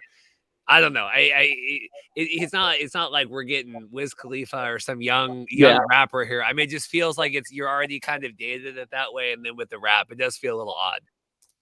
Yeah, I guess only time will tell, and we'll see how many people show up for that game. Because I mean, if they have similar attendance to what they had last year, I think that you can consider that a success, and I think that's a good thing for the Lions. Oh, I think we finally have our next guest on here. We've been scheduling and balancing and everything else today. But the first question I want to ask, Dave Naylor, first off, how are you? What do you make of LL Cool J as the big, long-rumored BC Lions? I bet you didn't think I was going to ask you that. I've often have been made to look silly on air answering questions about music, especially, cool music. Right? I remember I was doing some of the Super Bowl with Jay Onright's show, and it was like, hey, before I let you go, what's your favorite Rihanna song? And fortunately, his producer had got in my ear and warned me that one was coming, because otherwise it would have been like a pretty bad moment of dead air on TSN. So anyways, just warning you, that's not my area of expertise. LL Cool J, how current is he? Like, is he, like, I know he's a guy who goes back a bit, right? But like, is he still considered cool, or is his name just cool? I don't know. I haven't put any thought in LL Cool J in probably 15 years. Yeah, it's been a while. That's my sense, even as an outsider, on the cool stuff. I think I know Five Finger Death Punch. I think they sampled part of his lyrics in one of their songs. I think that was probably the most resonance I have as a Five Finger Death Punch. Dave, what do you make of this? CFL Week 1. I mean, obviously we'll try to get you on here for a proper interview, but what are we making heading into the season? Well, I wrote about on tsn.ca today just about how it's a quarterback class, the likes of which I don't know if I've ever seen in the league before. If you were to put stat lines from last year in front of each of these guys and said, would you take that one again? And the only guys who would probably say yes would be, Trevor Harris and Zach Collaros. The other 7 would say, no, I need better than that. And some of it is not just performance, it's sample size, right? Like Jake Mayer didn't play a full season. There's a lot of potential among this group. You look at Jake Mayer's going into year number 3, usually the time that a CFL quarterback makes a big advance. And he was a quick study in years 1 and 2. Then you look at Taylor Cornelius, much more refined in year number 2. He's going into year number 3. Chad Kelly, is going to have an offense in his hands for a season for the first time since he was a senior at Ole Miss. And, we got a little taste of what he could do. But he walked into camp this year as the guy. Didn't have to win the job. He could just fine-tune. And, Bo Levi Mitchell, the bounce back of Bo Levi Mitchell that we're all anticipating. So you go around this group, there's questions around every single one of them. Even I'll throw Trevor Harris in there. He's 37 and he was a backup at this time a year ago.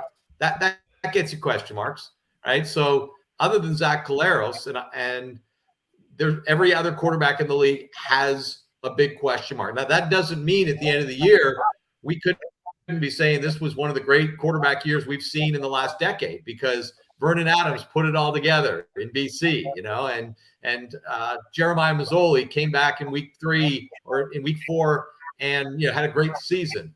But we know the nature of football; they're not all going to have great seasons. But I do think there's lots of potential in this quarterback class, and frankly, the CFL needs these guys to hit, because the competition for the next wave is a lot tougher than it used to be. You could even see it reflected in CFL training camps this year. The number of guys from smaller schools and smaller conferences.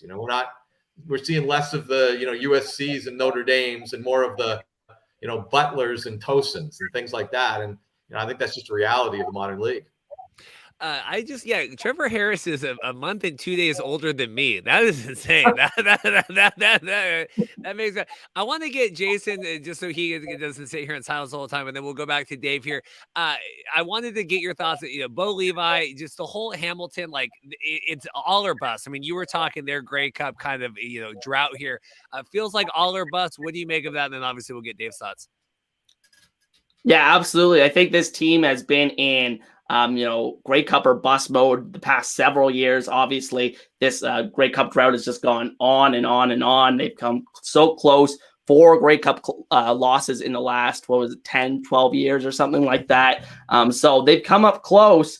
They just cannot finish it off. And I think that has been the powering thing behind this offseason for the Tiger Cats, bringing in so many other players, obviously Bo being the biggest addition. But I think Bo also helped them bring in other players like Jameer Thurman, bring Jagarrett Davis back, who people forgot that he played with in Calgary. So I think that will help. I think they have some experienced guys that could help them get over the hump, but we'll have to see if they do it, Dave, is this, it feels like this is the Aaron Rodgers equivalent with the Jets, right? With Bo Levi and all of this here. What do you make of this whole storyline? Well, I think it does kind of reflect of that. And it also reflects a little bit of what happened with Henry Burris, when he got pushed out of Calgary and, wasn't good about it the same way that, Bo isn't good about it. I don't think Bo wants to make this season about Calgary, right? I think he's about planting his legacy on another side of the country and having a second run in his career. That's what this is about. I don't think you're going to hear a lot of Calgary talk, but I think no question, given what he meant to that city, that organization, to have your job taken away.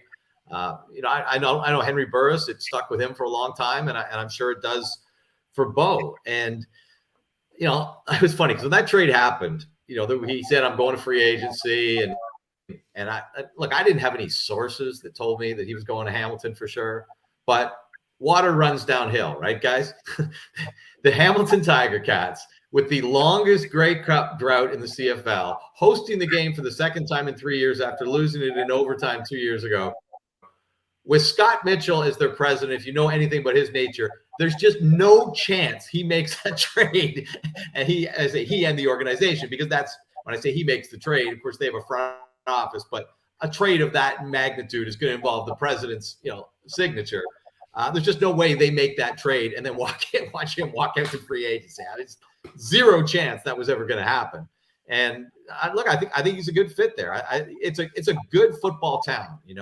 Sometimes the East doesn't get the respect that it does, and Hamilton maybe kind of gets overlooked because of just being in the sort of considered part of the larger GTA. But that's a good football town, and I think they're really going to cherish having Bo Levi Mitchell. I'm interested to see, the receiving core.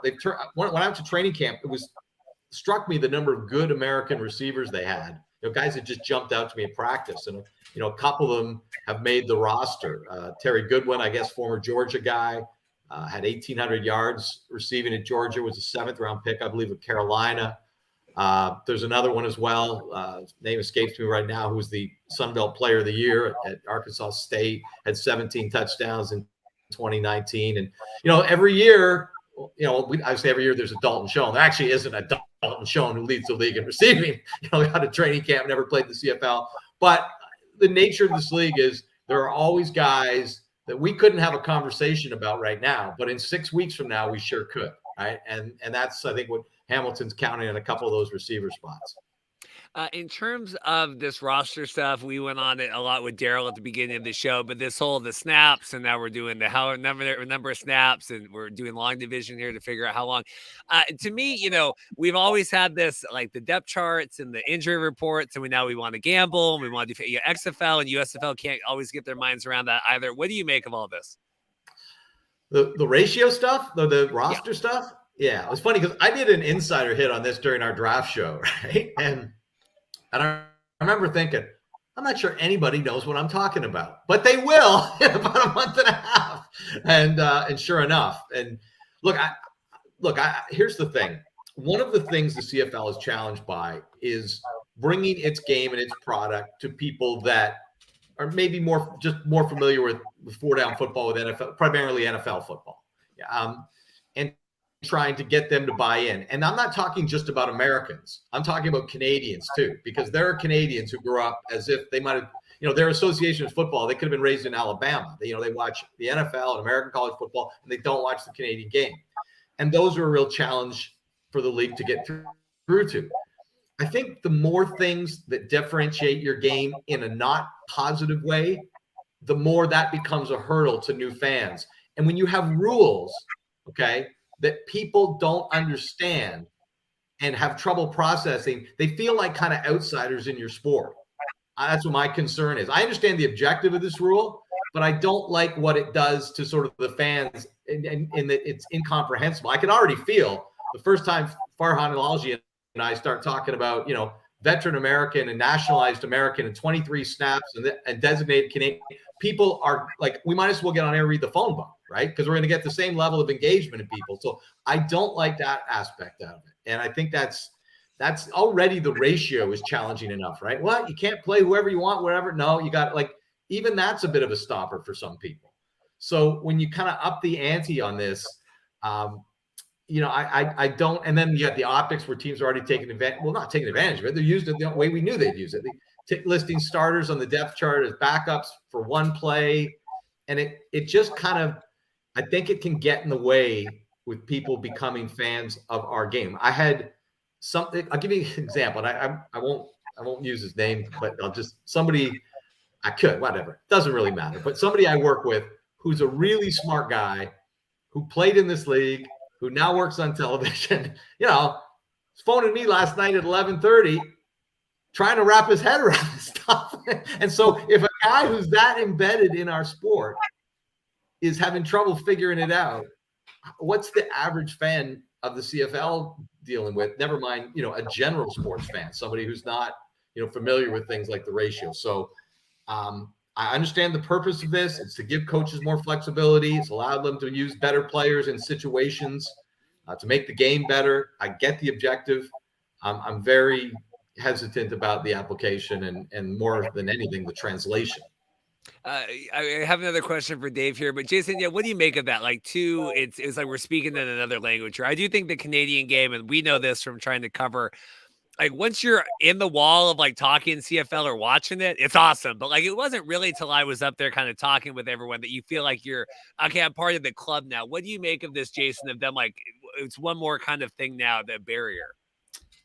Yeah, I agree with Dave. I think it's another barrier to fans that are trying to understand what the CFL is all about. The depth charts were just such a headache to look at the other day when they came out. So honestly, I think that, when this came out, I was in favor of the rule. I thought that, this would just be a little bit of a background thing. It wouldn't be as visible, but you saw from those depth charts just how visible it is and how complicated it all is. And I think it's confusing to fans. And I think that this is something that the CFL will have to get, figured out pretty quickly, I think, here. Dave, in terms of this American TV stuff, and I'm so dumb. So like, this all comes out. We've been talking about this for weeks. So I finally sat down about an hour ago. I'm like, okay, how am I watching the game tonight? Right? Like, how am I going to watch the game? Because we thought it's not CBS, it's CBS Sports Network, all that. It's on Fubo. I have Fubo. It's on Fubo. If you have YouTube TV, it's on YouTube TV. So that, to me, that's two of the largest streaming. If I'm going to watch TV here, that's, if I'm actually going to subscribe to something, what do you make of this? Because I had our big giving the games away for free with the CFL Plus and everything else. What do you make of this whole hodgepodge CFL American TV deal? Well, I think it is a bit of a hodgepodge. And like, I think there's the tricky part is you've got a part of the season that is not up against college football or the NFL is the part of your season that has value. But that season runs out by early September. So the weird thing is in most leagues, we think, well, if you were going to buy the games of the league, you buy the second half, right? You want the stretch run, the battles for the playoffs, and then the playoffs and Grey Cup. In this league, we have an opposite situation. So it looks to me like the league went out and, asked CBS and said, what do you want us to do? And they said, we'd love a Sunday night game, especially, which is, we've never had Sunday night games in this league. And now we got them 10 out of the first 12 weeks and certainly as regular. And we'd like a Sunday night game and we'll buy a package of 34 games with you, through to September. And then I assume the league went really hard to try to find people to buy the rest. And they couldn't. And I think putting them on free streaming is probably less of an affront to CBS, who paid for games, than it would be for them to give them to ESPN or something like that, right? And this is just me speculating. I am not in the boardrooms at TSN learning about our international television contracts and streams. So, that's my speculation. So, I think ultimately they kind of served all their purpose. One is to get with a carrier in the U.S. that would be, credible and would actually tell people when the games are on. I mean, Jim Nantz reading that CFL promo on the weekend. I mean, that's honestly, that's more promo than like ESPN did. Like, I don't want, what I'm saying is that one of the issues with ESPN and other carriers is the games just kind of popped out of a crack in the sidewalk. Oh, there's a CFL game on, rather than actually telling people when they're on. So that, I thought that was significant, that they, in front of a huge audience, that was rolled out. So they actually monetize it, to a limited degree. But in the CFL, if somebody knocks at your door and says, you want 100,000 US for nothing, here, okay, that's the start. That's your starting point, we believe, based on the reported figure. And then your other goal is to make sure your product is distributed for every game to anybody who wants it in the United States. And again, one is for fans, the other is honestly for players and coaches, so that when you go to recruit, they've seen the game, they understand the game, there's some familiarity. So it's not perfect, but I think in a kind of jigsaw puzzly way, they achieved all their goals. Get with a carrier that would be credible and promote them, try to monetize it, and make sure every game is exposed and available in the United States. It's kind of a side door way of getting there, excuse me, but they got there. Yeah, I will tell you, when Jim Nantz talked about that, you would have thought that, that the 10 Commandments were handed down on whatever. Like, I saw some, Jim Nantz talked about the CFL on golf. I mean, it was, but hey, I saw an ad today, right? Christina tweeted, I think the CFL News, but I mean, at least you're seeing, I mean, that's about what the XFL gets on ESPN. I mean, in terms of like, we're running a couple of ads and banners, know? Yeah. No, I mean, I think it's, that's a kind of Canadian thing as well. Like when something that's sort of ours gets recognized on a big stage in American public culture, we all get tingly or something like that. And that Jim Nantz voice reading about the BC Lions and the Calgary Stampeders, it's a little bit surreal for some of us. But I think it's just the stage that they put it on. And I was impressed that they got that. I wasn't expecting that, put it that way. We got our next guest standing by. Won't hold him too long here. But before I let you go, Dave, who do you got BC Calgary tonight? I've got Calgary. I think Calgary, one, being at home, and two, the Stamps are a team that every year is a fast starting team, and that's usually because of continuity. They have a little less continuity this year than they have in the past, but I'm very curious to see what Jake Mayer's like. I love Kadeem Carey, watching a back at the absolute top of his game, and we're going to have their young Canadian receivers are going to have to step up a little bit because of departures and injuries. But tonight I'm leaning Stamps. Yeah, he's like backup Kadeem Carey, right? Wasn't that yes, the backup. I assume he'll get into the game by about play number 2. Thank you. Well, Dave, appreciate it. Battling through getting your connection on, so I appreciate it, and good luck with everything. Yeah, I should have tried the laptop off the bat. I was messing on the phone and I couldn't get it going there, and I thought I was almost going to give up. I said, well, maybe it'll work if I try it on the computer. You can't give up on the Marcast. I appreciate it. No, I cannot, Reed. Thanks for having me, man. Thanks a lot. Take care.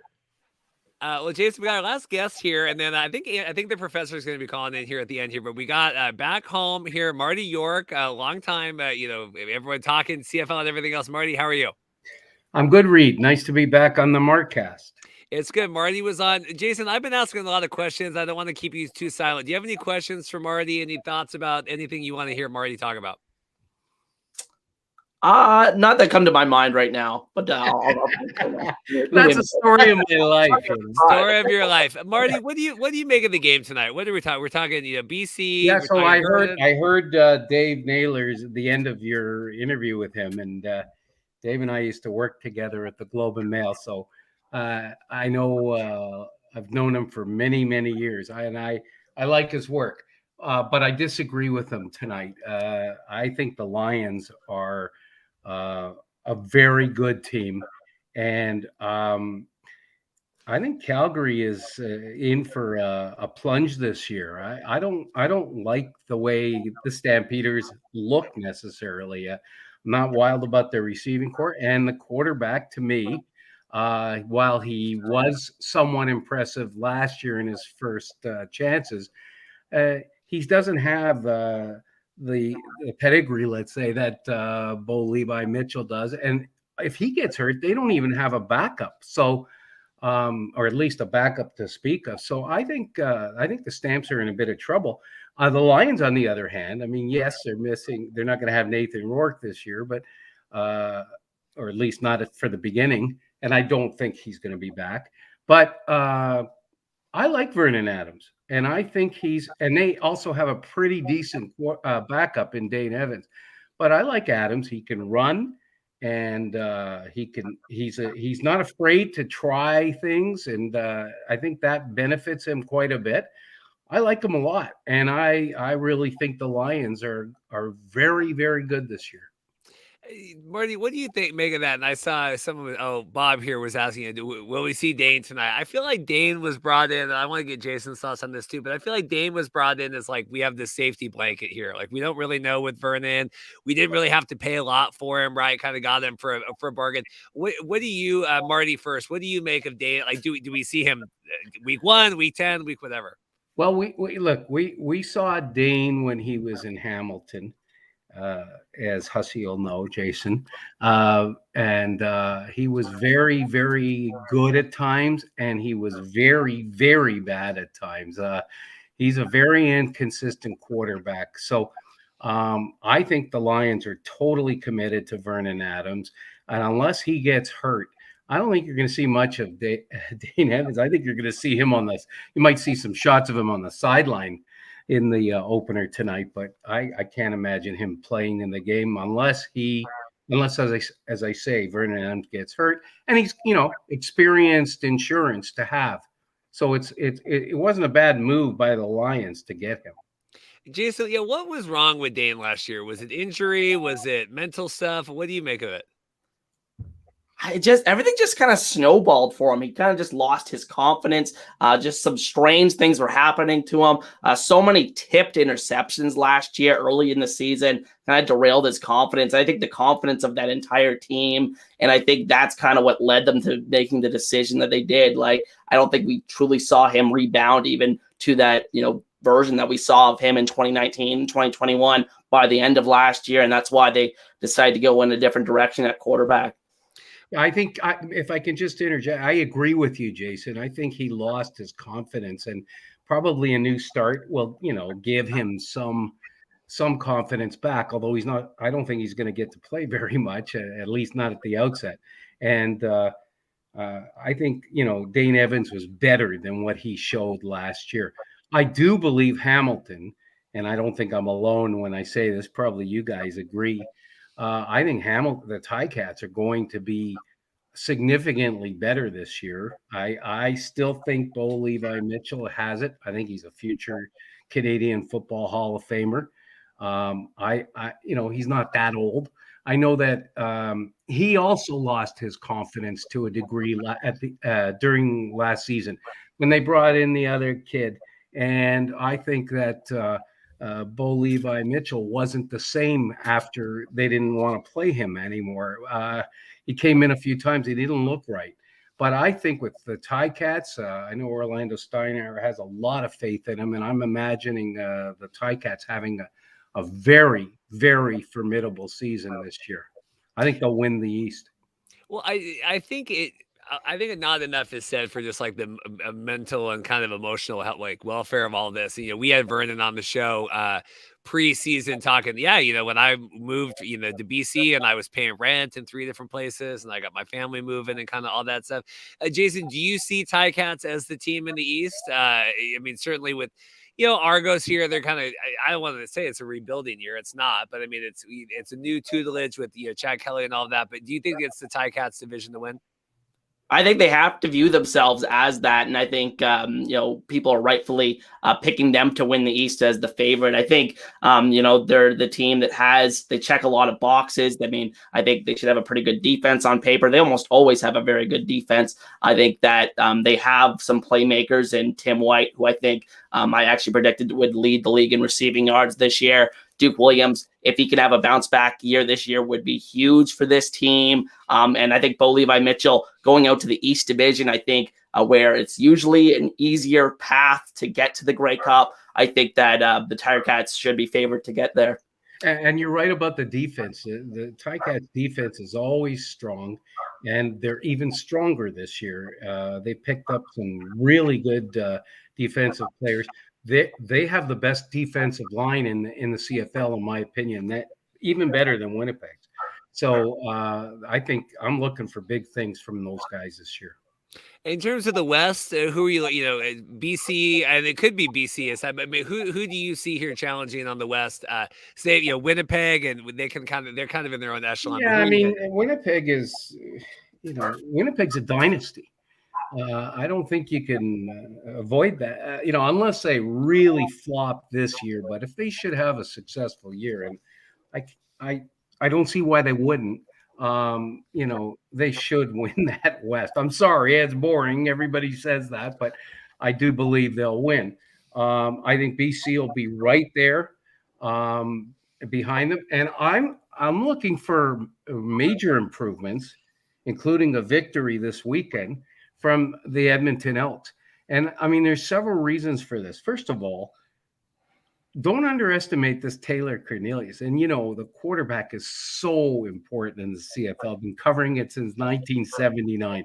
Unless you have a good quarterback, you're not going anywhere in this league. It's the most important position in any league in sports, in my opinion, the quarterback. And Cornelius is good. He can run. He's a big guy. He's got a great arm. But more importantly, and I'll be honest with you, I'm not wild about Chris Jones as a person. I don't like his style. However, having said that, if you look at his record, and probably you've had a great array of guests on tonight. I'm sure some of the others have mentioned this, that Chris Jones historically has bad first seasons when he runs a team. But he has turned his teams around in the second year almost every single time. In Saskatchewan, he did it everywhere. And I have a feeling you're going to see a major improvement from the Elks. And don't forget, they got the best receiver in the league now. So Lewis is, I can see big things from him. So I think they're going to make the playoffs. I think they're going to finish third. Jason, are you high on Corn Dog? What do you make of Cornelius here? Because I just remember last year, he got the extension on Tuesday, and I'm sitting here on Friday, and he's throwing an end zone interception, whatever, at the end of the game. Continuing to lose at home. So what do you make of Corn Dog? I think I saw enough at the end of last year to think that he could have a major leap this season. I think you saw him because the first year he was in the CFL in 2021, he was just dreadful, but that's kind of to be expected. The first year starting in the CFL, but I think that he showed some signs. He has the athletic talent. I mean, 6'5", can run, has a big arm. But the thing I can't get around with him, and I think the thing that he has to improve on, he has to get that accuracy, that completion percentage up. I think it's very, very hard to win in the CFL if you're completing in the 50% of passes. I think he was a 58% passer last year, which is way better than the year before even. But I think that he needs to get that up into the 60s, kind of be like a Bo Levi Mitchell, 63, 64, and just improve the efficiency of the offense, because it's hard to get first downs if you're not completing a certain percentage of your passes. So I think that's one thing I'm looking for him. That's a good point, Jason, but I think it'll happen. I think he's going to get more time. He scrambles very well for a big guy. So I actually think he's going to improve his pass percent. And he's got good receivers this year, including Lewis. So his passing percentage will go up in my estimation. If there's a lot of pressure on the Ticats in the East, I just have to imagine just overall with Edmonton and Victor's running the promotion. I just don't know. It just doesn't look like they've done a lot. They didn't make it wasn't big moves kind of doing what that. Do you think they've done enough here the Ticats?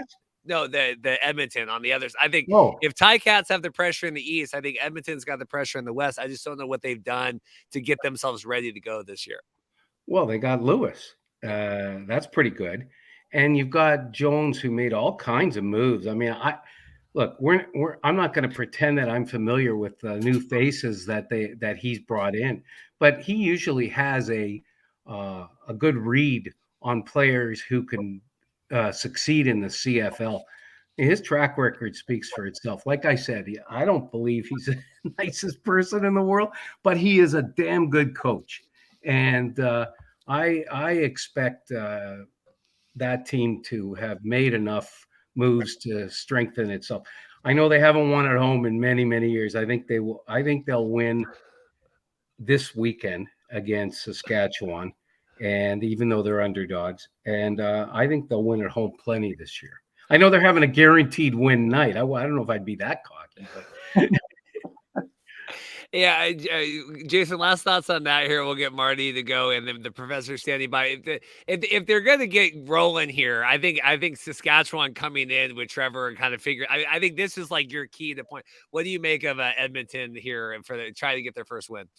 Well, we're talking about how much they've improved. I think a lot of people will talk about the receivers, but a couple of quiet additions they made on defense. 2 former Chris Jones guys, AC Leonard and Luchez Purifoy. Purifoy comes over from the BC Lions. AC Leonard comes over from Saskatchewan. 2 guys that started their careers, I believe, with Chris Jones, or at least were coached under Chris Jones in Saskatchewan. They did. A huge addition for that defense, who I thought was easily the worst defense in the CFL last year. I think that's going to be potentially, those could be really big additions for this season. I absolutely agree again. Boy, you've made some good points, Jason. Leonard particularly is outstanding. He's a top 5 defensive player in the CFL. Marty, anything else from you before we let you go? I appreciate you making time in your schedule tonight coming on, and we kind of got everyone slotted on here, so I appreciate it. Anything else from you? Reed, it's my pleasure. You can contact me anytime. I'll try to accommodate you whenever possible. I got to ask Jason one question. Are you related to Ken Hussey at all? No, I don't believe so. I don't. Yeah, okay. Because when I first started, and I'm talking about when I first started covering the CFL for the Globe and Mail, we paid a lot more attention to it back then, and there was a Canadian coach named Ken Hussey with the Argos, and I remember having some great chats with him. It's quite a while ago. And frankly, you look a little like him. So I thought maybe you were a son or something. Well, maybe I'll do some ancestry.com or something and figure it out. You know? I like that. Marty, thank you so much. Appreciate it. Thank you, Reed. Thank you, Jason. Bye, guys. And then we'll bring in here our last guest, taking this in. We'll probably get off here at 5-10 minutes before the game starts. Could not wait to talk tomorrow morning. We are already doing our show tomorrow morning, 9 a.m.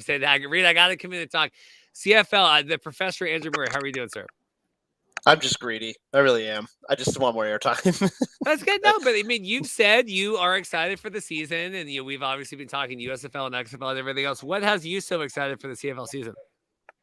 I think just the amount of parity that I see across the league. I think there is just so much movement in the offseason. I'm really curious to see how this merry-go-round of quarterbacks initiates itself. And honestly, just making picks this weekend, it was really hard for me to pin down a lot of them because there's just so much movement that occurred in the last 5 or 6 months since the season ended. And I'm really curious to see which teams get off the certain starts. Like you guys were just doing an excellent job breaking down Edmonton and Saskatchewan. I kind of have to jump on the train here and say that I think that Edmonton's going to win this weekend too. And that would be the first time in literally years that they've won a home game. The fact that they even would get that in front of their home crowd, I think would be immense going forward and setting the tone for the rest of the season, especially in year 2 of the Chris Jones program as they try to really reboot their franchise. And, seeing guys like Trevor Harris play now in Saskatchewan, seeing Cody Fajardo in Montreal, seeing the Vernon Adams regime really start here in BC, not just kind of being a substitute for Nathan Rourke. I mean, there's so many different headlines just with the quarterbacks alone, not even including, just seeing how these teams adjust to what they had from last year expectations. I'm really curious to see what happens in the East. I mean, I would think that Toronto is probably kind of still top of the heap just because they are the reigning Grey Cup champions. But again, things change so quickly overnight in the CFL, just with how much players and coaches move around. Hamilton, I am really, really excited to see what Hamilton does under Bo Levi Mitchell. If they can kind of regain some of the magic that they had 2-3 years ago. There's just, I don't know. To me, it's just there's so much parity. Like I said, that's kind of what I most look forward to outside of Winnipeg. That's the one exception in the whole equation. I appreciate you complimenting our coverage on here because it really feels just like I've had a whirlwind here of trying to rearrange guests and stuff on them. So I'm glad the content's good because sometimes I'm just like, okay, say smart things, Jason or whoever on here. Let's do this exercise before we get out. I think this will be fun because this is the time of year, right? Everyone's made the best roster moves, right? We're all positioned in this.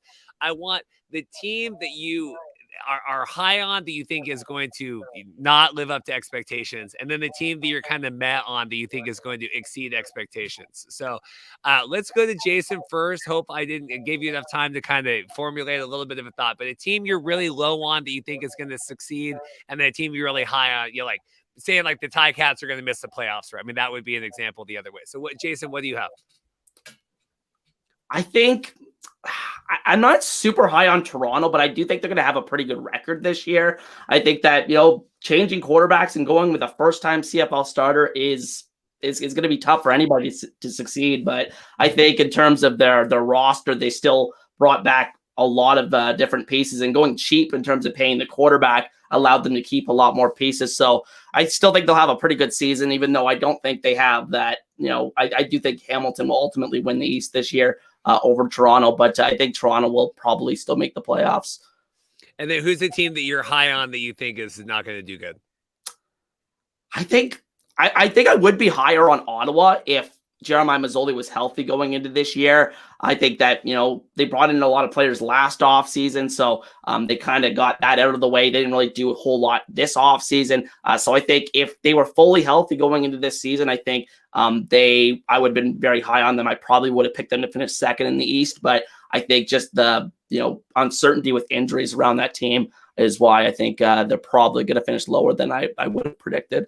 Yeah, I have no posts at all on Ottawa. Like, this is the longest, obviously, we've sat and talked for 2 hours here about the CFL tonight. We've obviously been doing team previews and stuff. I just have no pulse on them. And now that with Mazzoli being out and, trying to come back in here week 4 or whatever, Andy, who are you high on that you think is going to falter, and who are you low on that you think is going to succeed?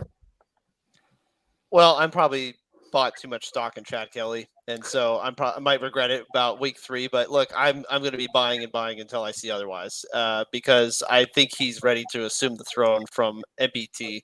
I don't know how it's going to be offensively, cohesively. I think that staff just always does a great job of getting their guys to play well together, and no matter their culture, I think is very underrated in Toronto. I really do believe that, and I think their coaching staff does an excellent job. I assume that they're going to win the East again, but again, I could be wrong. And like Jason said, I think Hamilton could storm back out of the gates and maybe reclaim the throne in the East. For the team that I guess I'm feeling low on, that I think could actually surprise a lot of people, is Edmonton. I think Edmonton could actually get into a playoff spot. I know that sounds absolutely crazy considering what they've been as a franchise the last 2 years. I think that's kind of the one that I think might end up surprising people, that I think is only like a 6 or 7 win team, but could actually be surprisingly good. I will give you one team that I think is actually going to bottom out completely. This might surprise a lot of people, Calgary.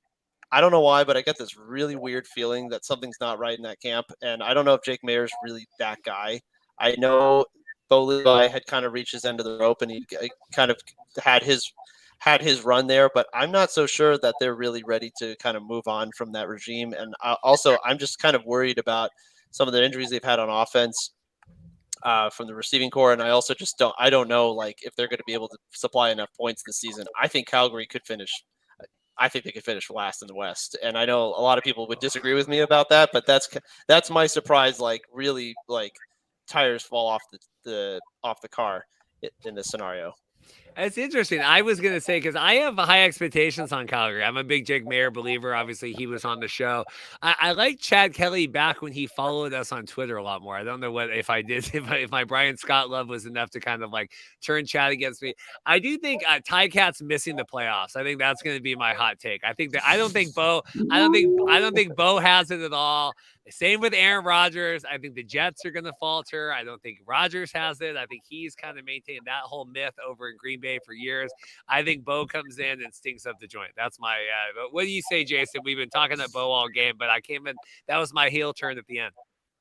I certainly think it's within the realm of possibilities. I think one thing I'm watching tomorrow night when the Ticats play their first game is are the passes for Bo falling up short a lot of the time? I saw that a lot. It was a sign of a kind of a declining player. Is that arm going to look a little bit more lively after having a lot more time off last season? So, I mean, that's one thing I'm looking at. He's not the most mobile guy in the world. So, yes, it's definitely in the possibilities, I think, in terms of them completely cratering this year. But I do think that maybe if he gets injured, Matthew Schultz is kind of an underrated player. He was, I believe, one of the higher rated quarterbacks by PFF that the CFL just put up those stats the other day on their website. But I think Schultz could win some games for them. But I think ultimately if Bo falters, your prediction may come true.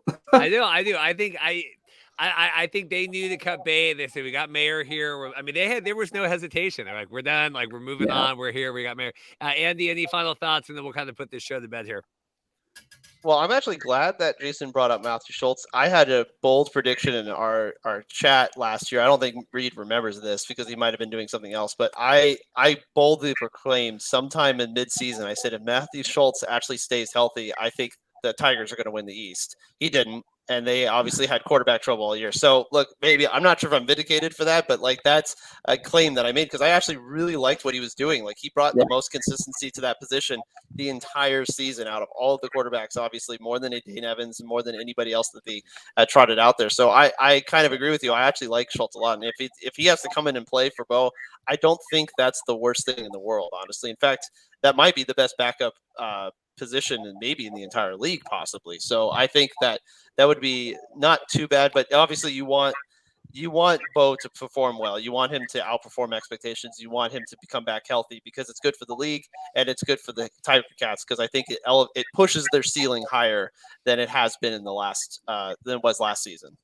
Well, if you thought Max was going to come in here and disagree with me, he did. He said too much instability in Ottawa, Montreal for them to make it. Really like Hamilton's defense. Hard for me not to see Hamilton. I'm telling you, Cody's going to come in. Career resurgence here. Jim Appel, Cody Fajardo. I think that is going to be. Chris says here, Al Professor. Game is starting soon. I think we've made it through. Jason has been in a trying time with me today. We've had guest reshufflings and everything else. I think we did okay. Andy hopping on. Don't forget, Andy and I are going to be tomorrow morning live 9 a.m. for our XFL plotting the XFL 2024's course. Jason and I will be back on Monday to be determined sometime early, in the morning, trying to do our CFL week 1 recap. And then Pat Ruffino is going to be joining me Tuesday. We are going to do our USFL recap that day because I got so excited about doing the CFL one. I said, no, Hater Reed, don't forget about the USFL. So we're going to do the USFL on Tuesday. We'll have ratings and everything with that. We'll go to Andy, and then we'll let Jason close this out. Andy, anything else from you? I'm just really excited for this. It's been an absolute whirlwind. I know for you, I mean, this is just a marathon. It started with XFL coverage. It went into USFL coverage. Now here we are with CFL coverage. I mean, this is truly a year-round operation now. But I couldn't be more excited for this season. I'm really, really looking forward to just seeing the crowds, the camaraderie, and just seeing a lot of players that I recognize again. I'm really, really excited for the CFL this season. I can't wait. And I just hope that BC is another team again. I'm an ardent Vernon Adams supporter. I wear it on my sleeve. I hope he has a fantastic season. I really, really do, because I think he has the ability to. This is the best situation he's ever been in. So for anybody that I'm trying to be as objective as possible, but if there's anybody that I'm really rooting for, it's him completely. If this wasn't a PG podcast, I would have done some obscene hand gestures there when you're talking about your love for Vernon Adams. This is day 110 here of all football coverage here. Start with our live show back February 18th for the XFL. Jason, anything else from you? Plug your channel before we get out of here, please. Yeah, so you can find me over on at YouTube on at Hussey's Huddle, where you'll find multiple videos a week on the CFL recap videos, or we'll be doing the recap here on this channel weekly on Mondays. So looking forward to that. Also preview videos, other team-specific content over there. So if you guys want the best CFL content on YouTube, be sure to check that out. Yeah, subscribe. Give Jason a subscribe. Give me a subscribe, please. Here, lots of work. Excited, but yeah, another show tomorrow, and then we'll have. We still got to figure out the XFL rookie draft. I really need a time for that next Friday, but our plan is to do the XFL rookie draft. But I have to film a dance performance, so I hope it is earlier in the day. So let's hope for that. Thank you guys so much. I'll play all this, and we'll get out of here. Go watch the game, and go Lions, America's CFL team here. And thank you guys so much.